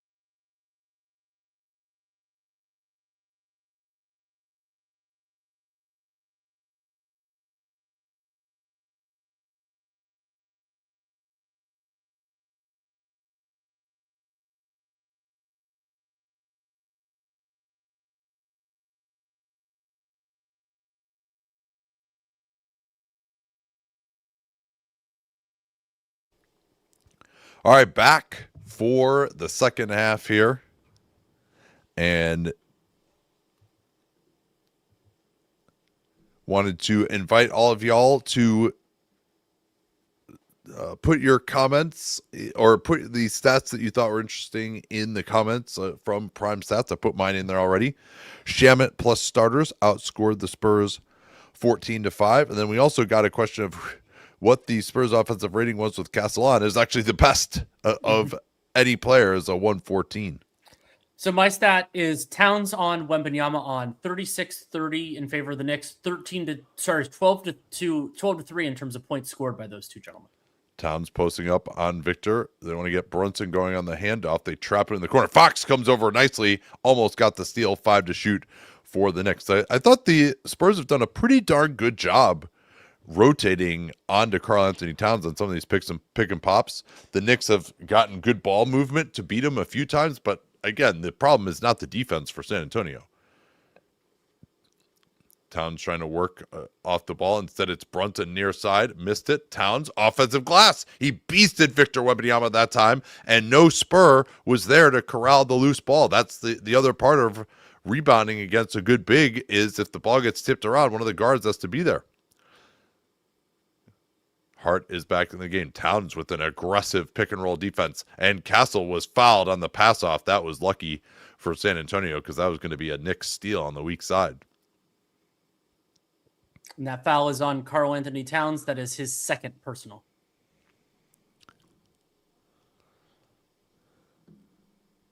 Yeah, again, the way, like, if the ball hits the floor, there's no excuse for the opposing big man to get it. They get it in. Brunson, no, he got the deflection. Brunson, they got a steal on a foul, so then he just goes and gets another steal. Here's Anunoby getting past Fox. Kick out. Good rotation by the Spurs. Towns going to try to bludgeon his way into the lane. Goes for the floater. Wembanyama tipping it around. Spurs can get transition here. They've got a 5-on-3. They got to fill the lanes. Castle, Champagny. Good closeout by Hart. Now the pass to Vassell is off. Here's Wembanyama. He has been very quiet. Going to try to back down on OG. Get some separation. Fading free throw line jumper is good for Wembanyama. But I think you still live with that as the Knicks. Like, he can make that shot, but it's not catastrophic.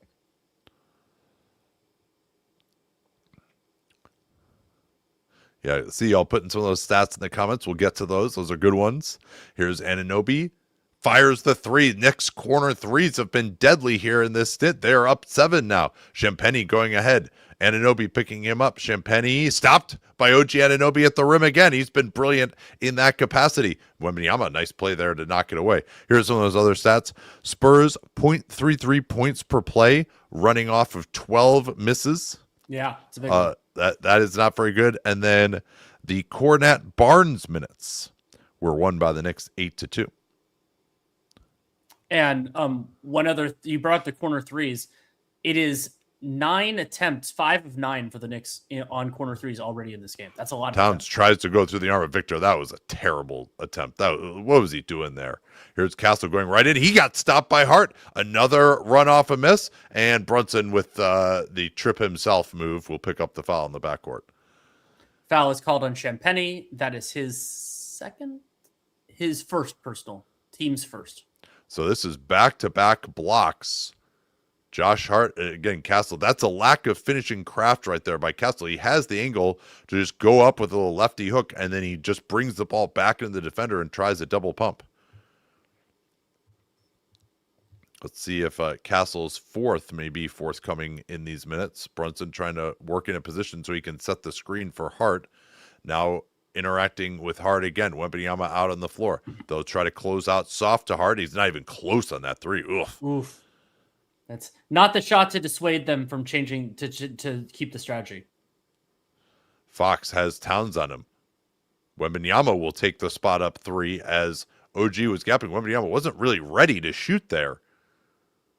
Brunson in transition, picked up by Wembanyama, shoots over him and drains it. And Mitch Johnson needs timeout because the Spurs right now are staring down the barrel of an 0-2 deficit, down 10 right at the start of the third. 8-2 start to this third quarter for the New York Knicks. They're I mean, they've been doing it. They have a couple of big threes. They've 3 of 6 from the field. It's been very impressive from them. They had a little bit of a cold start, but since then they've been great. Should the Spurs strategy of doubling at the end of the quarter be ditched when playing an opponent as good as the Knicks? Yeah, I think I think it's still good. You might just try to not be quite as aggressive about it. I don't know. It is tough when they have really good corner 3-point shooters because that's probably what you're going to end up giving up there. French vanilla be worth trying. I don't think unless the Knicks go to both their bigs. Well, what I posited was actually, did we talk about? I think we talked about it after game 1 of who would go to that double big first, and I would think it would be the Spurs. And it's the Spurs offense. Like, that's not going to help their offense. So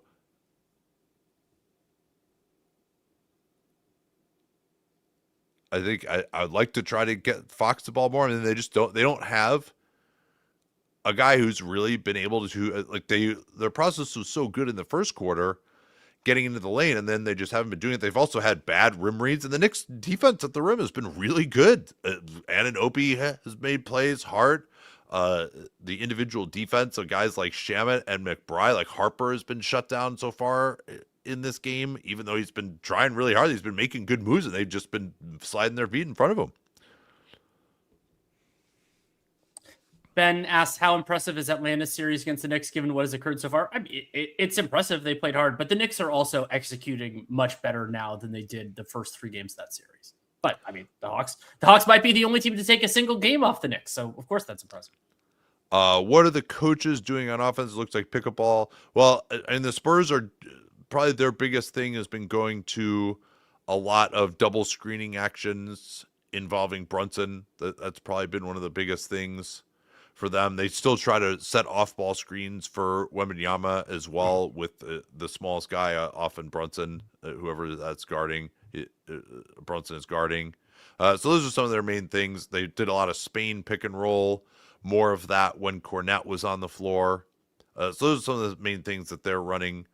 Then the Knicks, they're doing this flex action a lot still. They're trying to do like little dribble pitches with Brunson as well, trying to get him on handoffs, etc. So I think it could look like that at times. Teams are going to try to run more as well, but there's just much more read and react basketball in today's NBA than there used to be when it was call a play every time down. And I think they're better off for it. Spurs seem low on potential solutions on both sides of the ball. I don't think so on defense. I think as long as they just don't play Cornette when Karl-Anthony Towns is on the floor, which it is within their capability to do, then I think they'll actually be okay on defense. It's more the offense where I would agree with that. And yeah, I think like Castle to me he's just playing in a crowd a lot. Like he doesn't have the finishing craft. And then they're not guarding him off the ball either. So he's kind of a problem on the offensive end. We'll see if they can do better. And no, this is an over and back. They cannot do better on this. That is just about as bad as it gets. They got an over and back. I didn't even see it happen. I was just looking to see what the off-ball screening action was. What happened there? Did you see that? I know. I was trying to figure it out too. So it's off of a timeout. That's tough. Wow. Yeah. I mean, I think Fox was involved. He looked like he was back. If any of you guys in the comments saw what happened, please let me know. Sorry, I missed that. Towns is up top. He's now guarding, or Victor is now guarding him. They are again switching a third guy in as Brunson got stopped by Victor in the lane.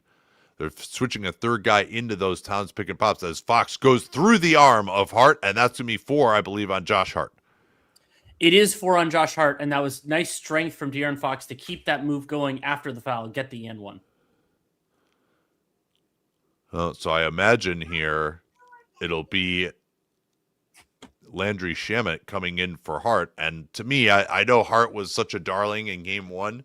I still think Shamet is the better option there because he's also just playing really well too. He's defending so much better than he's not than defending better than Hart, but he gives them so much more in the half court offense. Makes them a lot tougher to defend. I mean, yeah, because then it just becomes so much harder for Victor to find someone to guard.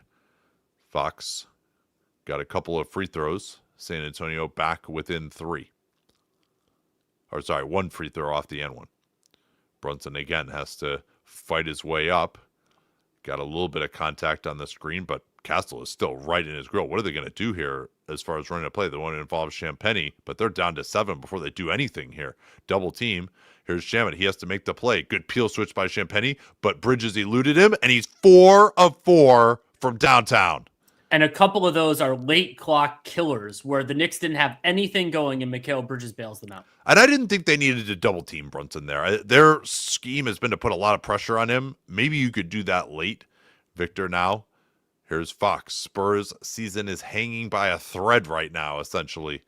I don't think that they would be totally sunk down 0-2, but Victor just picked up an offensive foul as Bridges took it. He was trying to roll to the basket. Rolled into Mikal Bridges, and that is Victor Wembanyama's first personal. Yeah, that is a offensive foul for sure. Bridges, that's been a point of emphasis for a couple of years now of when guys try to go under the screen, if you roll right into them, it's an offensive foul. Brunson trying to involve Champagnie in the screening action. Down to 8. Brunson, again, just hasn't even started his attack yet. Beautiful cut by Shamet. Towns drives in. Castle tried to set up for the charge, kicks it out, and Towns probably should have just taken that 3. Well, and I think Shamet didn't realize how little time was left. He needed to just fire that if it got to him. Yeah, I mean, he was in a difficult situation. But, again, they went to this double team that I just didn't think was necessary. Castle trying to reject, goes into Anunoby, leaves it for Victor, who's going to just tear the rim down. Mm-hmm. I think the Spurs offense has looked a little healthier in this third quarter. Now they try to get the switch by using Brunson as a screener. Champagnie trying to push Brunson right not on his preferred side of the floor. Brunson lost it momentarily, looking to get to his spot. Champagnie has a big size advantage. Again, they go for. Why are they double teaming? This is so dumb. He's totally contained right there. He's not even hot right now. Have him take a difficult mid-ranger. I don't know if Castle just went by himself there, but you're leaving their best shooter in the corner. Nice bounce pass by Fox. The Spurs' best shooter is Vassell. He misses. Castle tipping, and he finally gets that. I think they'll give that to Steph Castle to cut it to 9. But giving up opens as Bridges is out of control here.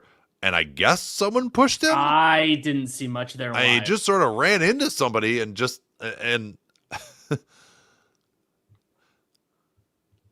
let's see this tip. Vassell just goes, oh no, that was actually Victor. I think Victor actually got both of those. The amount of distance that his arms cover is ridiculous. So it is Victor on Towns again. That's been the approach. And then if he runs a pick and pop, now they set the screen. Towns goes into Castle and threw him. And Victor was looking to load up and block that from behind, but Towns just kept going. That was great power by Towns. Knick offense is humming here right now. And Castle threw it away again. Victor lucky to recover it and didn't have the touch. No, they will give a foul in favor of Victor Wembanyama. I didn't see a ton there, honestly. They called this on Towns. That is Towns' third personal.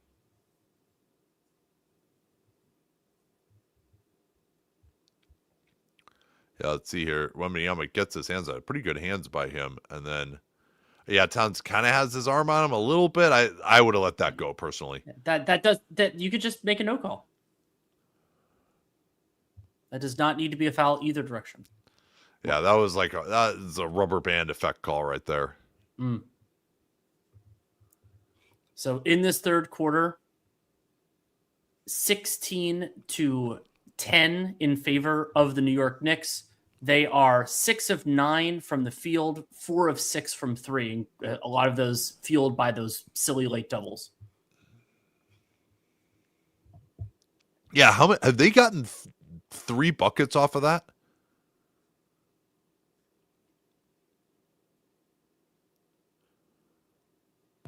So Wemby, I remember 2 of them specifically, but definitely I at think there least might 2. have been As a there's third. another missed free throw by the Spurs. That's been another problem for them. Now they're going to try to bottle up Bridges, who gets out of it. He's going to push it hard. Towns in the corner. Good closeout by Castle. And good pressure by Castle, too, although he's risking a 4th foul. He still is. Nice pass by Bridges. And no, it'll be a hook on Towns. And that's his 4th. Whoa. Do you consider a challenge here? This is not the type of play that would typically be overturned, particularly not with this referee. Let's see it. So, and this is going to take forever. This isn't what we're talking about. So Towns will try to get into the post. And Castle is working with him too. Yeah, there's the grab by Towns. He just clamped him for a moment. I think I probably could have let that go, but Mitchell Robinson is in now. I mean, would you try to get the Cornet minutes going? I mean, Towns will probably be on the bench for a while. Jab step 3, Harper. His 3 has been off. Great rebound by Johnson, and he puts it in. He went right through Anunoby. That was a beast move by Keldon Johnson.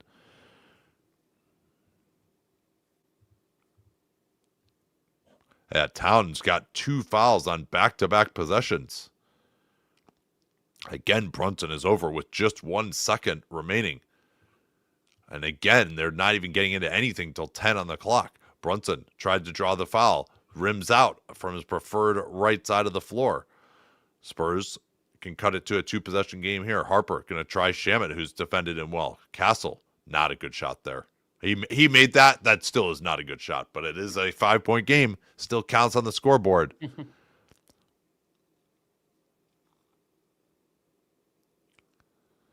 Yeah, this is close to when Towns would go out anyway, so maybe he won't miss that much time. Bridges on the move. Castle closing down Brunson. Brunson tried to draw the foul again. He's just doing too much of that. He's got to just play basketball. Now Brunson's in the backcourt. Castle way up for Wemby. No, it somehow eluded him. Here come the Knicks with a 4-on-3. Spurs got back, but they forgot about Bridges, who was wide open under the basket and takes the fadeaway. And Wembanyama, after that run, is exhausted. Yeah, it was great flash. Bridges kind of changed direction when he was running in transition and totally wrong-footed Harper. Castle, lefty pass, got swallowed up by the combination of Bridges and Robinson. Brunson back to Bridges, back to Brunson. He's got Wembanyama. Let's see what takes place here. Brunson's done pretty well getting his shot off against Victor. Looks to back him off. Now they're going to just bring the double again. Don't love it. Shamet on the attack. Gets an easy mid-ranger. Left it short, though. That was a bad process, good result for the Spurs, I would say. Wembanyama into the front court. Not looking to take that 3. Good hedge by Bridges. Now Victor will take the 3. Yes! San Antonio's right back within 4, and it all seems to have started with that Karl Towns 4th foul. Double team on Brunson at half court. And Anunoby going to try to get by everybody, and he did, with Victor stuck in the strong side corner on Landry Shamet, and Anunoby got right to the rim. Another weird double team by the Spurs at half court on Brunson. Oh, what a move by Castle. That was Woo! Just a nice crossover. Woof. That was one of the nicest moves I've ever seen Stephon Castle make. Yeah, he blew by Brunson, and San Antonio back within 4, and this is a huge game here for the series. So Ben says, historical question, when, if ever, was the last time a team had their best player the size of Brunson that won a championship? I mean, Isaiah? Steph Curry is pretty much the same size as Brunson, I would say. I mean, Steph's a little bigger in theory, but they're small guards. Isaiah 6'1", and he was the best player on the Bad Boys Pistons, though the lines were tighter, but I mean, he was still, that's more your wheelhouse than mine, but yeah, I mean, I still consider that more of an ensemble cast, but he was certainly the best player. So yeah, I mean, it's Isaiah and Steph basically. Vaughn says it's reminiscent of the doubling of Shea. They gave the Thunder a few games in the previous round. I agree. Yeah, I mean, this is even, this seems like Shea, they're doing it more earlier in possessions because they just felt like the Thunder couldn't beat them. The Knicks, the other guys couldn't beat them. And they're kind of giving up one pass away threes to some degree. Yeah, Whereas the Knicks are just too talented for that shit. Like, I really, and also Brunson is having a bad game. Yeah, and also they're not making the initial pass hard, which is the other problem with it. Where you to execute a double like this, you have to hit a lot of different parts of it right, and they're not really doing any part of it right. Parker is the best player on the 2014 Spurs. Yeah, I mean but it's just not the same. Like that was an ensemble cast as well. I wouldn't say he was the best player. I still think. I mean, between Kawhi won Finals MVP. He wasn't asked to do that much offensively yet. Obviously, Duncan was fantastic. That was just a unique team. I wouldn't think you wouldn't characterize that team as being built around Tony Parker. Tony Parker's team, I agree. Whereas this is Jalen Brunson's team, as well as Karl Anthony Towns has played. This is Jalen Brunson's team. Yeah. I mean, gotta say right now, Karl Anthony Towns' Finals MVP odds, are they higher than Wembanyama's? I don't think so, but it's at least plausible. Yeah.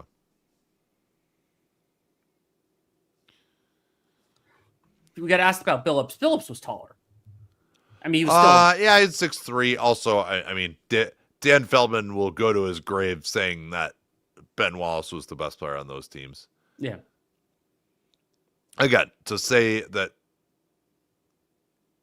they were built around Chauncey Billups would be inaccurate.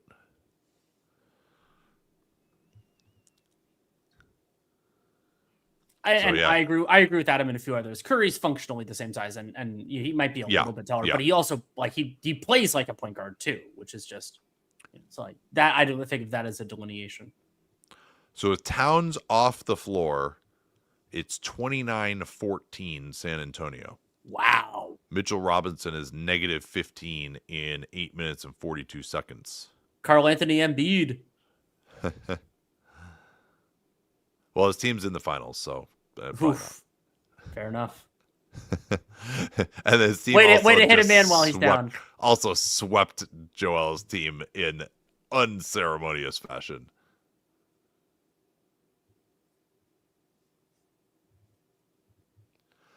So Alvarado is in right now. Oh, this is interesting. No Brunson and no Towns is what Mike Brown is going to here. Fascinating. And they're immediately going to turn it over. Great pressure. Johnson has played well here in the third. Castle going to find Johnson. Cornette is in the game as well. Harper going to try Bridges. Works in a position. Found Cornette, but not looking to shoot that one. Castle will try Alvarado with Cornette sprinting in a position for the screen. Takes the three against the drop coverage. Not there.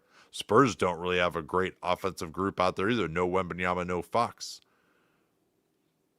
Yeah, the way that Harper has been unable to attack some of these Knicks defenders has been pretty interesting. Now, he himself may not be at 100%, but he was pretty effective in Game 6 and 7 against Oklahoma City. Here's McBride looking to create space, goes for the high arcer over Johnson. What a shot. And all of these are found money for the Knicks to get a little bit in this with your two best players out. Here's the 45 again. They go towards Robinson's side. Weak side, nothing there by Champagne. I don't know why he threw that pass. Castle going to try Shamet. Works into the lane, tries to draw the foul. Just not getting that call in this series. And he didn't do anything to generate it. Yeah. Harper, great job getting over the screen. Good pressure by him. Back into Bridges' hands. This is just a weird lineup for both teams, but another tough mid-ranger by New York has them back up 8. And Mikal Bridges no Brunson and no Towns. Bag. I'm sorry. Yeah, I was back in the Brooklyn Bridges. Yeah. That is not one of the better nicknames. Here's Johnson turning the corner, goes right in on Robinson and was pushed. He'll get 2 free throws. But for the Knicks to be 4-0 pending these free throws without Towns or Brunson on the floor is pretty good. And I think, Mike Brown, as you see that ridiculous fader by McBride, this is Mike Brown really trusting his bench with Wembanyama off the floor. They feel like they can at least get something offensively, and they have. And he saw, I think correctly, that Jalen Brunson, there's another Spurs missed free throw. They are definitely struggling there. Yeah, they're 14 of 21 from the line. So that's 7 missed free throws. Yeah, 67%. But I mean, I think Mike Brown just saw like Jalen Brunson is tired. They weren't getting the ball across half court the way they needed to. And he just needed a rest because they're going to need him to close.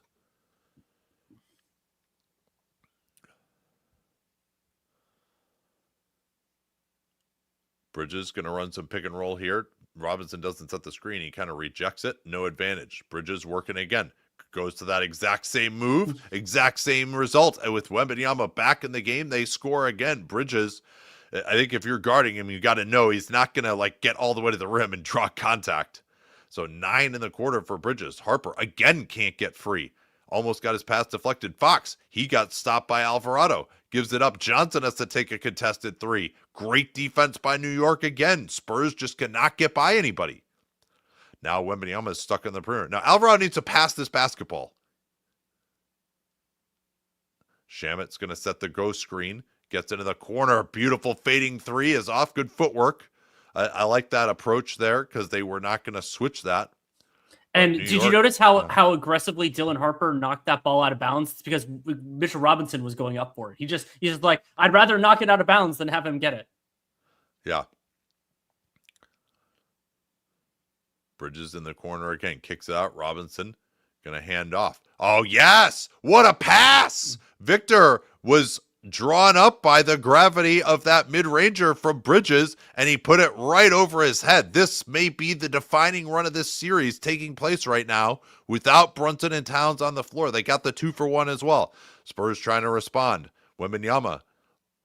See, why doesn't he just take that first one? I know he made that shot, but like the first shot is easier than the one dribble shot because he's not going to get all the way to the basket. Just take that easy pick and pop mid-ranger. You're a good shooter.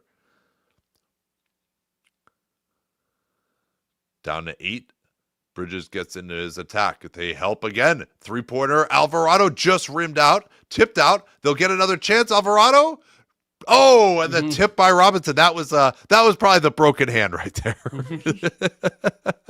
But man, San Antonio, they got it within 4. It was 76-72. And Mike Brown elects to take out Jalen Brunson. Did not come back to Karl-Anthony Towns with the 4 fouls either. And it was 8-3 Knicks in that stretch. Yeah. And to put some other numbers on it, during that stretch, the Spurs had a 60 offensive rating and the Knicks had a 160 offensive rating. Now, there were a couple of fortunate shots, but relative, I think the bigger story of that for me, the Knicks got a little bit. I mean, Mikal Bridges hit a couple of shots, but the Spurs couldn't get anything offensively against that group.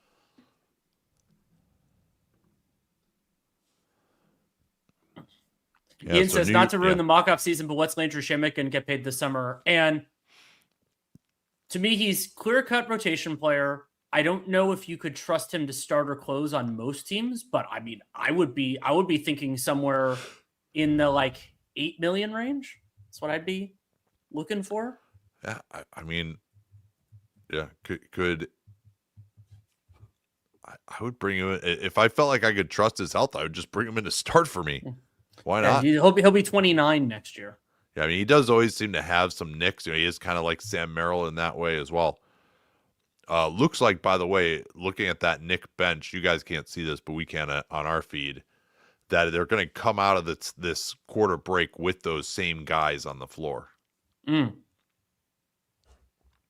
I think San Antonio, I'd like to see for them more plays where De'Aaron Fox is coming out of the right corner, trying to turn the corner to his left hand off with Victor. I think that's their best option for the half court to get penetration because that, again, is dried up for San Antonio. So we got a comment about the Knicks can't miss is the main thing. I mean, they were missing a lot of threes until the Spurs started doubling and making them batting practice threes. And then they started... New York is 6 of 10 on corner threes. San Antonio is 2 out of 6. And they've generated a fair amount of those with Wembanyama on the floor. And like the The luck adjusted, it goes a little bit in the Spurs' favor, but the Knicks are still. I mean, I think they've pretty clearly had the run of play so far. And yeah, 82-77. They again have been doing fine, getting stuff at the rim with Wembanyama on the floor. I mean, that's usually where the Spurs totally dominate. So, but it's 14 rim buckets to 12. And one of the other huge parts of this, San Antonio, they have 7 points on 16 transition plays. They have more turnovers, 3, than made shots in transition, 2. They're 2 of 11 is bad, but 2 made shots and 3 turnovers might even be worse. So they've run on 50% of Knicks misses. They've just only scored 4 points running off misses. And they only have 3 points off 4 steals. Yeah, I mean, they've just had a lot of wild, headlong drives. Oh, so I got asked what's on my t-shirt. So this is a very old threadless design that a friend of mine actually did. Got it on there. So it's supposed to be the plant. It's supposed to be a planet like a piece of cake. I don't know exactly where Tim's working now. He was at Pixar for a while. So I'm interested to see what Mitch Johnson has to say here.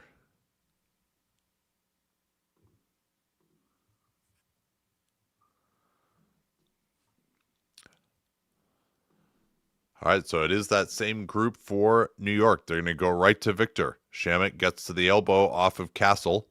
Victor pump faking. Here comes the double team by Shamet, but a reach-in foul is called on Mitchell Robinson first. And fouls in the second and fourth. Wasn't really a huge story in the second, despite this Tony Brothers crew. We'll see. Yeah, I don't consider that to be a particularly inspired play call, just a Victor ISO against Mitchell Robinson. Maybe against Towns you do it because he's got the 4 fouls, but he's not in the game. Shamet flopped down. Castle gets penetration. Here's Johnson. Tries to go up. Stopped by Mitchell Robinson. Maybe that's the positioning I was looking for. Yeah, for Mitchell Robinson. Yep. Alvarado. McBride. As Victor is on Robinson under the rim. They want to involve, I don't know who they involve, frankly. They got to get the ball into Bridges' hands. He's really the only one who can create. McBride still has not gotten any kind of penetration. Finally turns the corner on Fox. Pulls up another super high arcer. Tipped out. McBride has it. Bridges, 3-pointer. Good box out that time, but this time it was Alvarado coming in. It wasn't Robinson. Here's Shamet. Oh, that is a killer sequence for New York. Didn't really get anything good on the first possession, then just get 3 points anyway. Knicks offensive rebounding really hurting him here. Castle tried to get Shamet on his back, couldn't. Now Victor, he'll take the 3. They desperately need this, and Wembanyama starting to find the range on his jump shot down to 9. But Nat Harper is headed to the table, but they're going to have some minutes here now, likely where Cornette has to go up against Towns, and that has been death for the Spurs too. Here comes Bridges into the lane. Missed it, tipped out by Victor away from Robinson. No! Robinson somehow took it away from Fox, but then Fox took it away from him. Here's Johnson. Shamet? Oh, that could have been a charge. Shamet wants a review. He thought it went off the knee of Johnson. No challenges either way so far in this game. We have not. And Towns now is going to head to the table. Mike Brown, he trusted his bench group, and they really delivered. Final stats, at least so far, on the Brunson and Towns both off minutes, 11-6 in favor of the Knicks. So now Brunson and Towns both coming to the game. They didn't even have Anunoby in the game either. Their 3 best players were all on the bench. The Spurs really brought out the best unit they could and didn't have enough. So Hart is in now. Shamet will take a break. Interesting to see whether he closes. No, Shamet will stay in, and McBride will go out. McBride has been excellent defensively. They like to run these plays for Vassell. Good job by Hart, but maybe too good as Hart trapped Vassell coming off the screen, and he got it right back to Castle. Someone was supposed to take the inbounder on that play and never did. 7-point game here. It feels increasingly desperate for the Spurs, and they have to do it now against New York's best. Double team on Bridges. Towns against the rotation. Yes! What a cut by Hart, but an unbelievable block by Wembanyama. And then it's Brunson with another steal. Gonna try to attack Victor. Backs it out. Here's Shamet. Hart. Spurs did a great job getting back there. Fox is on Brunson in the right side. Brunson tried to draw the foul and finally did, and Fox has something to say to Brunson about his flop-tastic plays. First foul on the Spurs in this fourth quarter, so I worried about it early on. No, pretty low foul fourth quarter to start. Yeah, Fox usually pretty low key. Rick Brunson is all the way down. Tony Brothers is still trying to get Rick Brunson to leave. And Rick Brunson is continuing to engage De'Aaron Fox in discussions. How is that not a technical on Rick Brunson? Yeah. The coaching box, it's not. That's really, really far for an assistant. Yeah, Brunson, he did not appear to care for what De'Aaron Fox said. Let's see if this motivates him. They've got Wembanyama on Bridges now. They move it weak side. Shamet's three missed. Another offensive rebound. Brunson fires the three over Victor. Way short. Spurs finally get hands on the board. Harper going to try to push it. Can he get back past Towns? Yes, he can. And he finishes. Victor running the floor there. Towns didn't get back in front of Harper. He really needed to do that, even though it wasn't quote-unquote his man. Once Harper got in front of him, it was an odd man rush. San Antonio right back into contact. Bridges trying to go to the fadeaway. That was the move that Shea went to so often against Victor in the last series, but he couldn't knock it down. Towns backing off a Castle. Victor looking to get open underneath against Shamet, and they just throw it up to him. Yes, that's it. But no, he can't finish. Great pass, and Victor has missed a couple at the rim. Shamet moving without the ball. Gets it back from Hart. Anunoby remaining on the bench here. That's interesting. Is he in foul trouble? I'm wondering if there's something going on with him. No, he's not in foul trouble. Towns, they get the rotation to him. Into the corner. That's beautiful basketball there by the New York Knicks. That's exactly what they needed to do. They've been seeing it on film, I'm sure, of what happens on the Towns pick and pop. They're rotating another guy up, but if you just swing it around the horn all the way to the corner, they run out of guys to rotate, and Shamet bangs another three. There, you can see it right here. Vassell has to go here. Harper just too slow getting out there.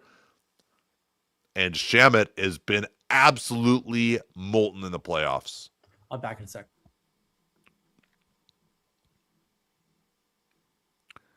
Yeah, thanks for the note that OG is checking in. They worked on his calf a bit in the third. Yeah, he's had the tape on there.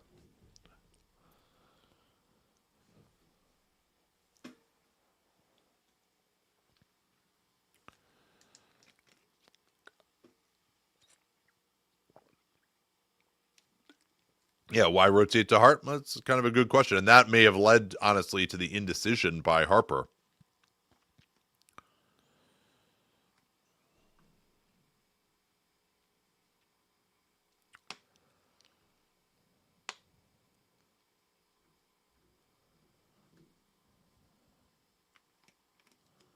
Shamet only made the team because Brogdon retired and they're both not guaranteed going for one spot. My theory is that Brogdon, quote unquote, retired because they weren't going to pick him over Shamet.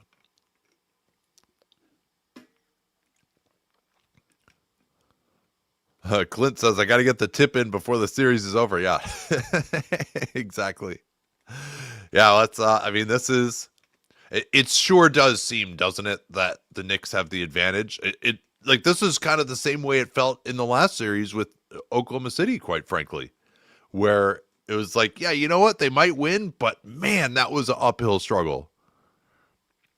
What should they do on those pick and pops? Yeah, I think they do have to rotate to Towns. Like they are blitzing it. I think I mean, now Brunson is this amazing fourth quarter scorer, and maybe you should have saved all of these blitzing tactics on him for until now. Because I mean, now you might say, hey, they're preventing him from getting into a rhythm with all the stuff that they're doing. But yeah, Brunson's been ineffective. I also think Brunson just might not quite be healthy with those nicks that he got in game one.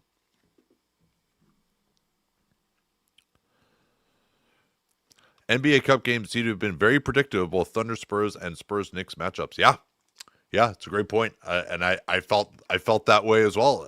Now obviously I did pick the Spurs in the end in this series, but I felt like it was kind of a 55-45er.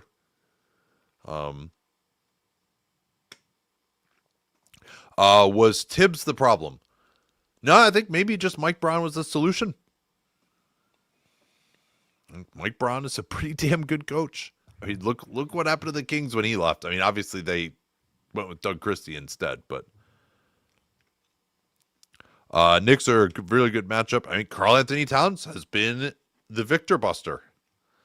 And yeah, the point's been made too that they've put Victor onto Towns more, and maybe they just felt like Towns himself was killing them in that matchup. But I still, if they're, well, the other problem too is that they haven't had Hart out there as much. So I do think they should go back to putting Victor on Hart.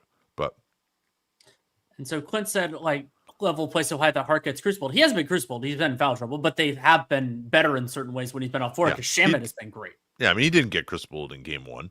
He was plus 22. Yeah. Victor pick and pop. They try to screen for Fox. This will get him to that left hand right down the lane. Could help, though, by Hart at the nail. Kick out Harper. He goes right into Anunoby. Another stop by Anunoby, but this time a foul. That is OG's third foul, second team foul in the Knicks.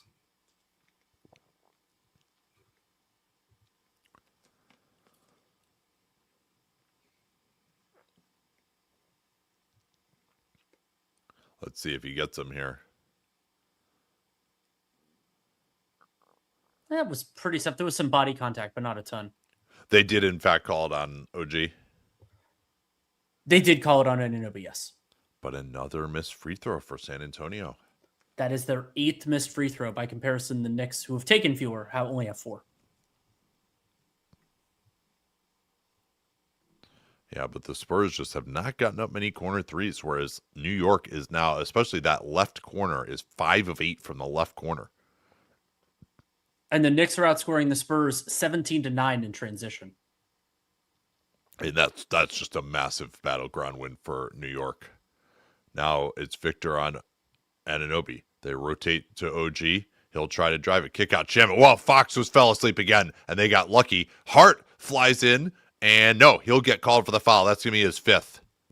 They said that he ripped the arm off the ball when Wembanyama was going for the rebound. And they are correct. Yeah, you have 1 finger on ball. You have 4 fingers. Or 3 fingers on that was ball amazing. 1 finger on the ball. So Mikal Bridges, who's been really good in this game, comes back in. San Antonio just trying to figure out a way to get some consistent offense. McBride will give Shamet a rest. You imagine Shamet will just get a brief rest, and he's going to get the close here. He has to. Here's the 45 pick and roll again. They go to Towns' side. Castle. It's a problem because he's just not a threat to score from there, and he throws it away again. They try to get that weak side corner on OG, and they never do. And Brunson with a physical finish in transition. He's so strong. Keeps that base, gets some contact. Some refs would call that a foul, and gets it anyway. They go under on Harper. Wembanyama weak side. He'll run pick and roll with Vassell, who's had little of the ball. Great dig by OG, but he's going to get another foul call, so maybe not so great. Yeah, raked on the arm there by OG and Anunoby. But this is a 9-point lead for the Knicks. Yeah, if the Spurs are going to do it, they'll have to come back in pretty epic fashion here. Apologies, that physical finish was on Champagny, not on Vassell.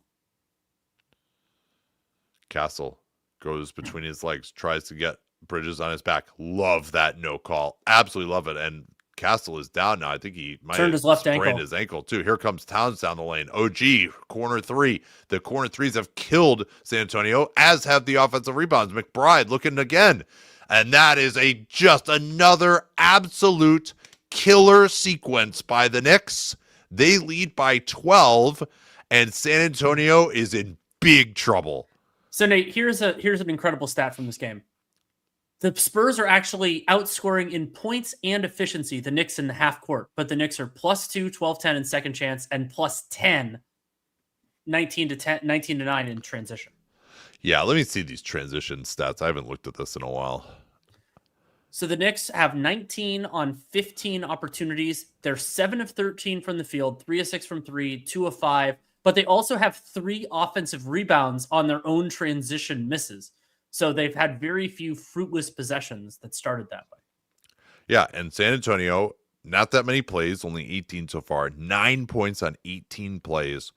They are 3 of 12 with 4 turnovers in transition, and also they've only made 3 of their 5 foul shots that arose from transition as well. That's actually about as good as they've done the rest of the game.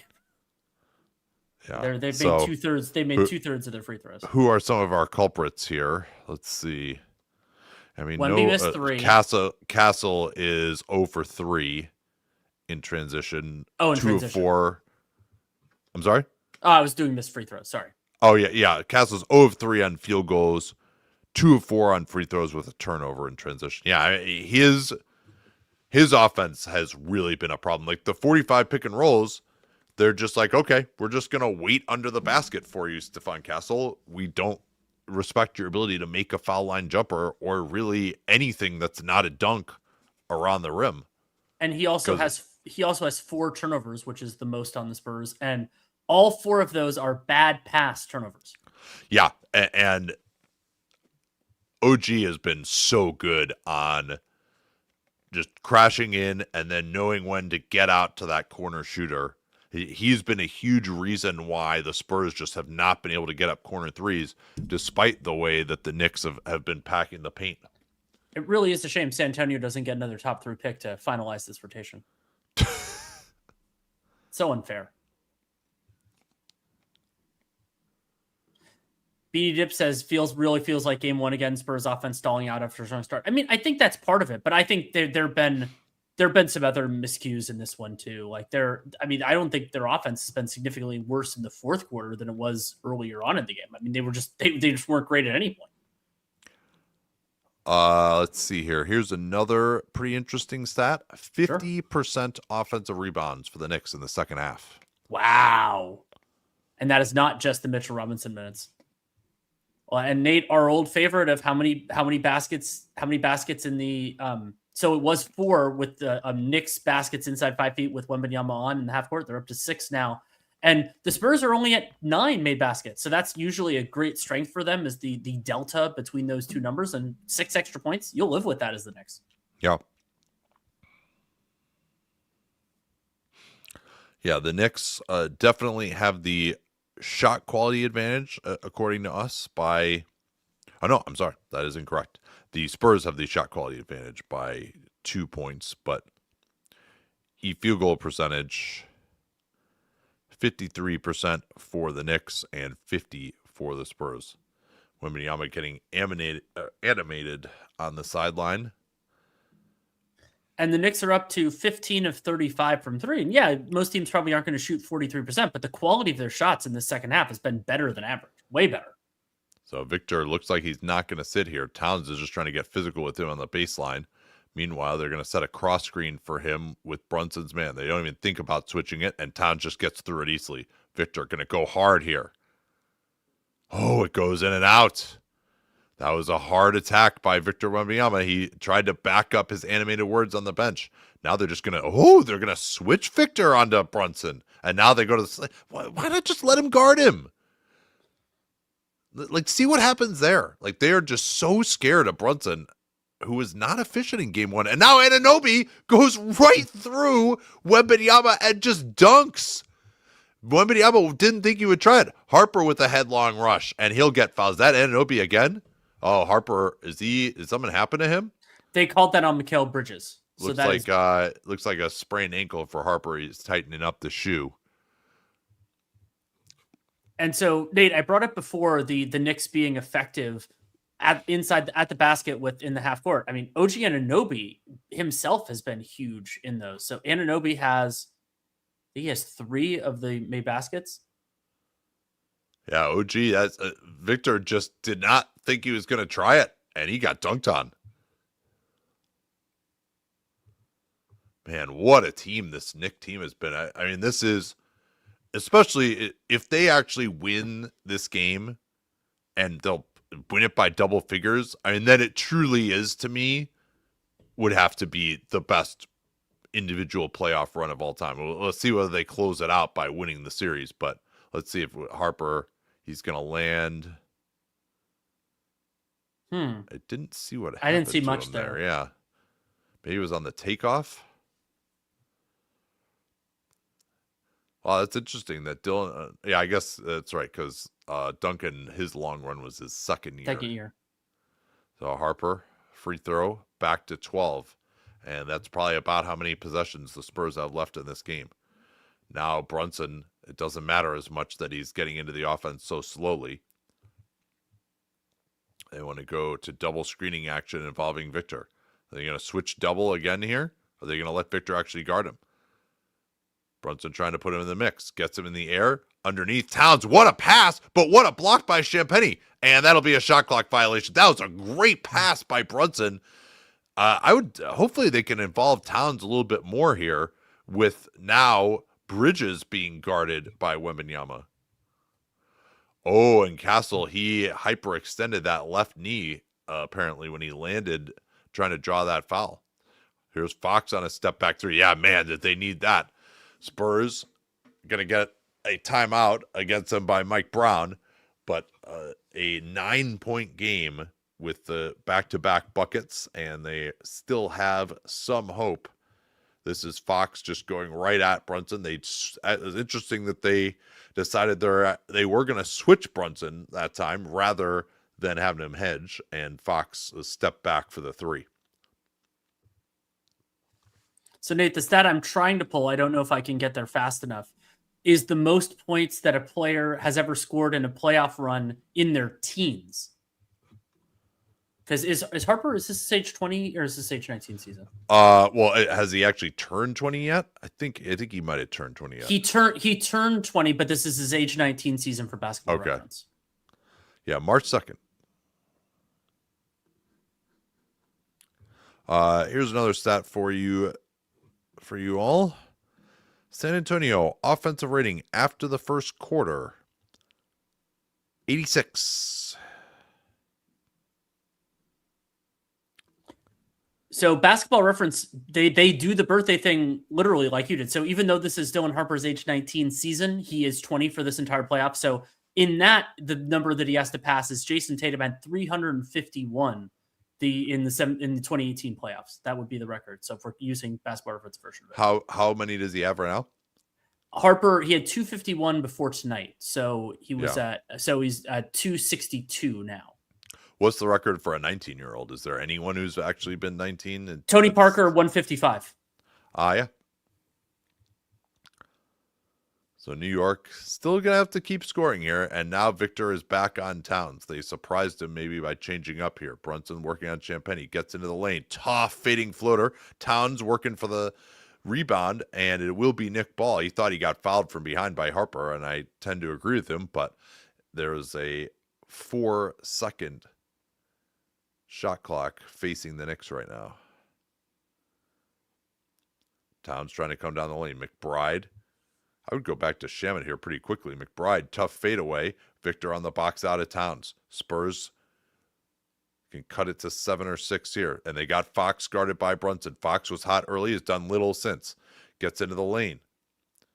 And my screen just froze. And so that was a nice finish by De'Aaron Fox. He got it past Jalen Brunson. There was no real help there. 7-0 Spurs run in the last minute and a half or so. All right, now Bridges getting open in the corner and missed the corner three. Knicks have not had the touch from outside. Yeah, you got to go back to Shaman here. He's at the table. Fox working on Bridges this time. Get it to whoever's being guarded by Brunson. Now Victor going to work on Towns. Blasts into him. Nice fake. And San Antonio has cut it to 5. Knicks are going to take another timeout. 9-0 run in a minute 48 by San Antonio. Now, they do that again, they'll have the lead, but it's going to be, we'll see. I thought the Knicks missed a couple of good shots in that run. Were you ahead of me, by the way? My feed froze for a second, and then I went back to what I think we're pretty here. even. Okay. We'll take a look.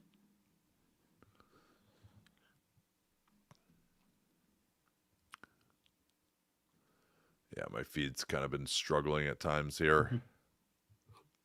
And I think you don't want to hit a man when he's down, but I think Castle being out has helped the Spurs offense during this run. Well, yeah, I mean, basically forcing Fox to be aggressive finally. Like, Fox is not, I don't know if his shots are the most efficient, but he at least can get enough separation to get a shot. Mm-hmm. And I like him. I mean, I think they should go back to the 45 pick and rolls now with him as the ball handler. They really have done little of those with him. It's all been Castle, and then Castle just gets to the foul line and he can't do anything.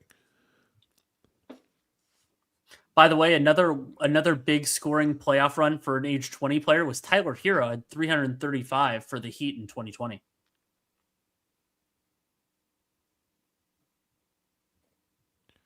Yeah, Victor loves those step throughs with the left hand. And that's another thing, by the way. People don't talk enough about how skilled he is with his left hand. Mm-hmm. People just take that for granted. Brunson switched on to by Champagny. Towns at the elbow, guarded by Harper now rather than Castle. Backdoor. Brunson. Was that Victor with the block or Yes, Champagny? Spurs could cut it to one possession here. Victor going to set the drag. Back to Vassell. 3-pointer over Towns. Yes! San Antonio on a massive run, and it's a 2-point game. 12-0 in a little over 2 minutes. They're scoring on every possession. Now Brunson caught in the backcourt, almost turned it over. They get it into Bridges' hands, trying to deny Brunson with Harper on him. Trap. They finally get it to Brunson. He's guarded by Vassell. They try to pre-switch this here. Victor's going to switch on to Brunson. Now they double team. Big three, Brunson. No, short. San Antonio can tie or take the lead here. They want to set the screen towards Brunson. Fox rejects it. Kick out. No, it's Bridges with the steal. Can Vassell run him down? Bridges goes in, kicks out. Brunson has all day from the right wing, and he can't knock it down. And my feed can't keep up. That was the third open three that I can remember that the Knicks missed during the stretch. Harper trying to attack one-on-one, gets Brunson, and it is a tie basketball game. Unreal. With 3 minutes to go.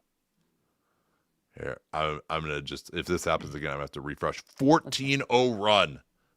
What a turn of events here. Shamet going to attack Fox. Victor trying to run him down. Fox gets the deflection. OG getting past Champagny in the corner. And it's knocked out of bounds. Whose ball will this be? It's Spurs ball. Champagny knocked it out, but Anunoby hit it after that. So if it's not a foul, there's going to be a... They are going to challenge it now, and this would be huge. This would be 3 free throws. I think this is an interesting challenge. Because this would be a 3-shot foul if it gets reversed. Well, and it would leave the Knicks with only one timeout. If it doesn't, let's see as Champagny gets him. Woo, baby, that's going to be close. Because he does knock it out of his hands, and hand is part of the ball. This is going to be really... We only saw that one so far. This is going to be really close.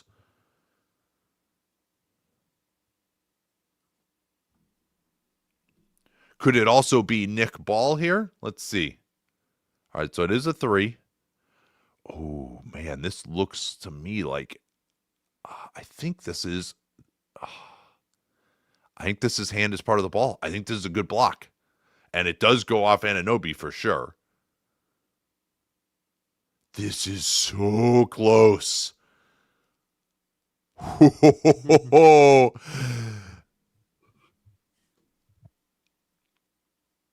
Yeah, I haven't seen it zoomed in quite enough yet.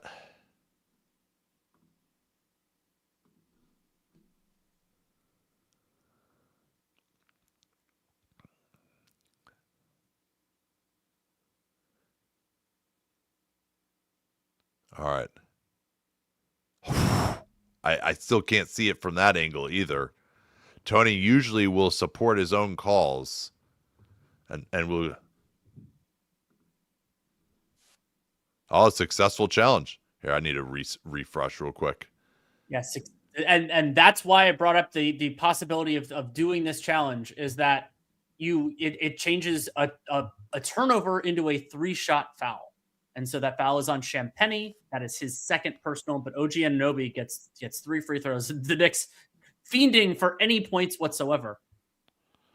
And it hasn't even been that long of a scoreless streak. In 3 minutes, I mean, that'll happen. But the Spurs have they scored on every possession in this run? They have recently. I can look through the whole thing. So Anunoby makes the first free throw. That, a really bad foul by Champagny, I thought. He was in pretty good position. Did get close to the block, but a great challenge by Mike Brown and his staff there.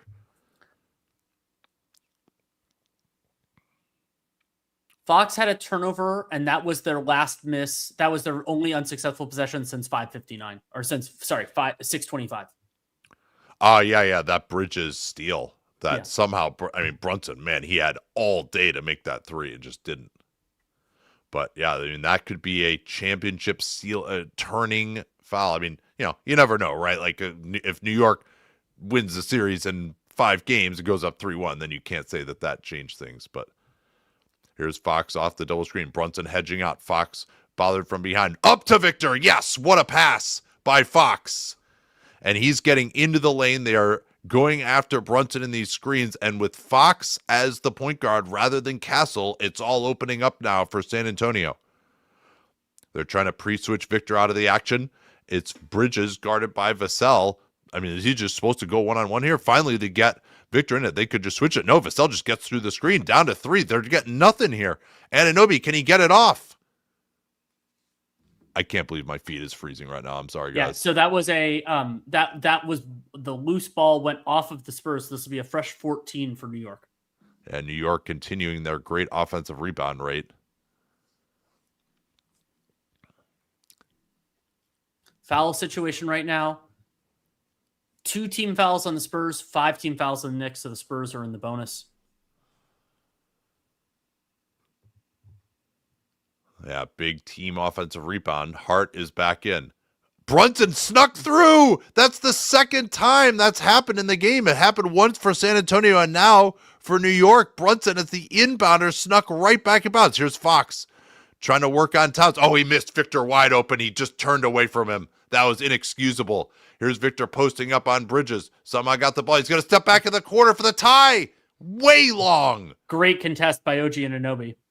Here's New York. They could push it to 2 possessions. Brunson should just go here. No reason to dribble the air out of the ball, but he missed it. He had the layup. He's been so clutch on those transition plays. Here's Harper. He got blocked by Towns. A flying block by Towns. And what is the call? I think they called a goaltend here. Whoa. Will they review it? I didn't think this was a goaltend. That's a foul probably on Hart. It is a goaltend. It hit the backboard first. Oh, yeah, there it is. Okay, yeah, you're ahead of me. Good call. So it is a 1-point game.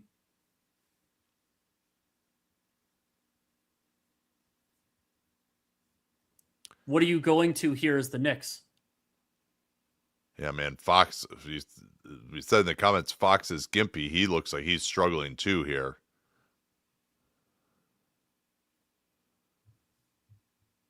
Yeah, clear goaltend on Towns in the end.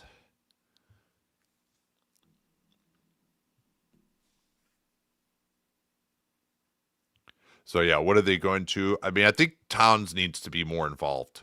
They have gotten him almost no touches at all during this period.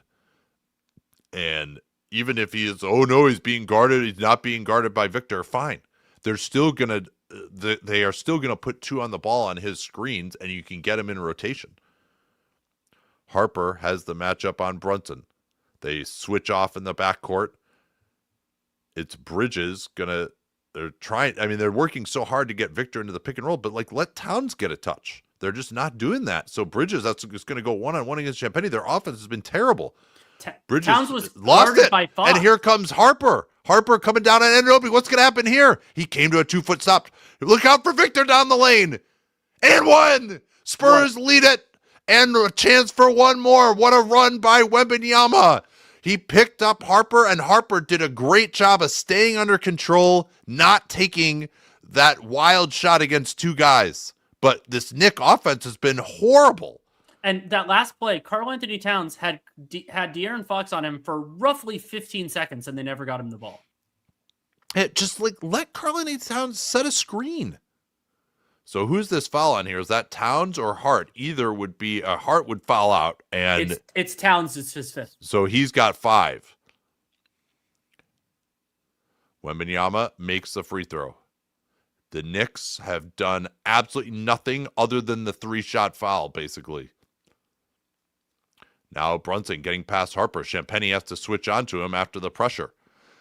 Knicks want to get a 2-for-1 here, down to 10. Crossover Brunson. Gets to his spot. Tough fading jumper by Brunson to tie the game. And good timeout here by Mitch Johnson to set up a 2-for-1 with 39.3 remaining. And the pressure by Harper in the backcourt, they had to do that little peel switch, and Champagnie was on him the whole possession, and Brunson, that same spot that he hit the game icer in game 1, man, Vassell was close to blocking that too. Yeah.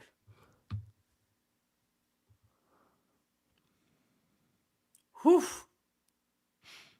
So, yeah, you call this timeout to set up a 2-for-1. You want to shoot it within the first, let's call it 8 seconds of the shot clock, because to give yourself the real chance there because of the rebound, the loose ball. But if it's if you can't get anything, you don't want to rush something. You don't want to rush and do something awful. Yeah, and to me, either Fox or Harper getting downhill off a handoff from Wembanyama would be the way I would try to go. This is an interesting question here. Would Mike Brown, he does have 1 timeout remaining, would he take Brunson out of the game here? You have the timeouts to do it. He is not looking like he's going to do it. So it would be McBride, presumably, that would come in instead? Yeah, or Shamet. They are going to take out Towns due to the foul issue. Well, if you're going to take out Towns, then just take out Brunson, too. If Mitchell Robinson gets this defensive rebound, would you foul him? I don't think they have the balls to do that. All right, here we go. Also, Mitchell Robinson. The Knicks aren't in the bonus. Okay, there you go. That's good to know. Harper looking to get it into Wembanyama. Robinson is on him. They're going to ISO Victor. Try to get the 2-for-1. Victor with the fading jumper. Missed it. Vassell, a flying rebound. No, it's into Anunoby's hands. And an immediate timeout by New York. So the Spurs do get the 2-for-1 here. Great job, actually. They should have brought even more guys to the offensive glass. Brunson was off the floor, too. It was Shamet, Robinson, Bridges, Hart, Anunoby.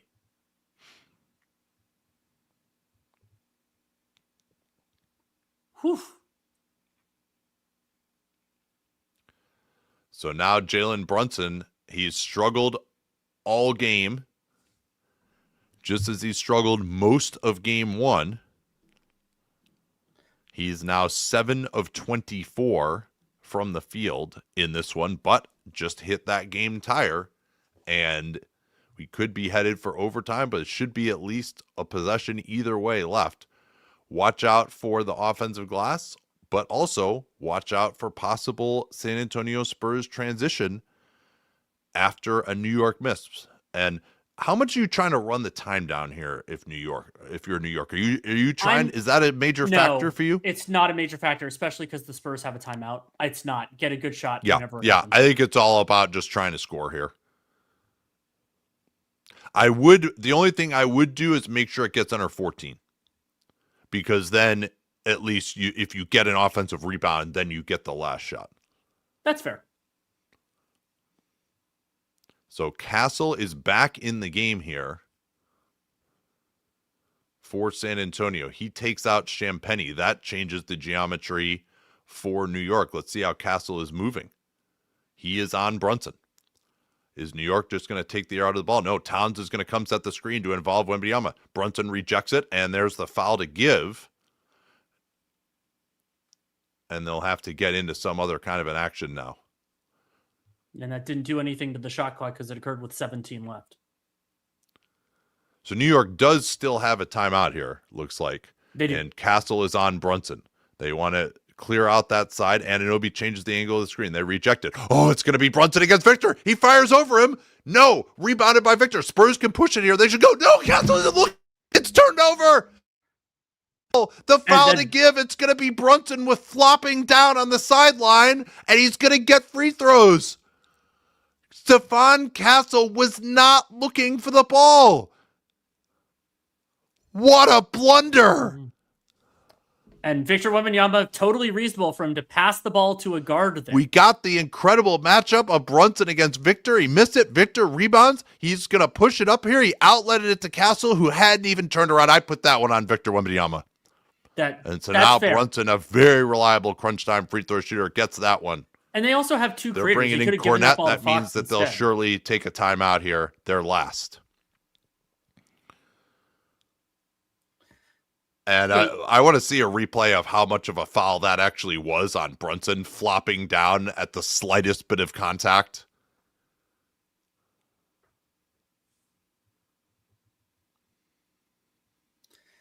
Yeah, I think that's also, I need to see it more, and we certainly will. He's giving the Knicks a 1-point lead, looking to make it 2. Everyone's going to go for an offensive rebound. Oh, he missed it. And the Knicks have it. No, Cornette has it. Timeout called by Mitch Johnson immediately. He's very aggressive with that.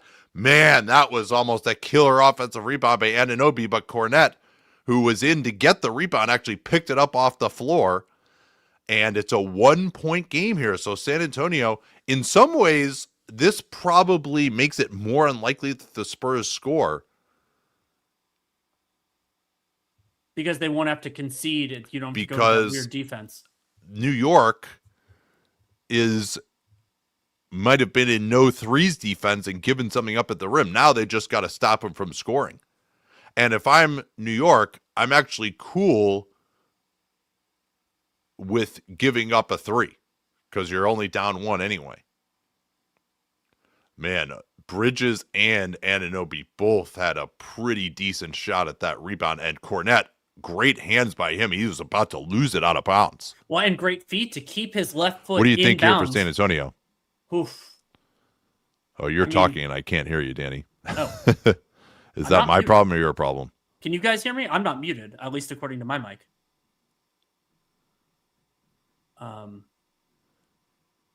Danny, I cannot hear you right now. Can you guys hear me? I can hear you. Oh, they can hear me. Why can I not hear you? That's not great.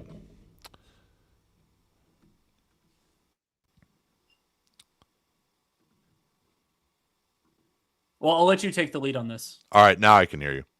Okay, good. Here we go. Castle looking to get it in. Fox is up top. He's going to interact with Wembanyama here, guarded by Robinson.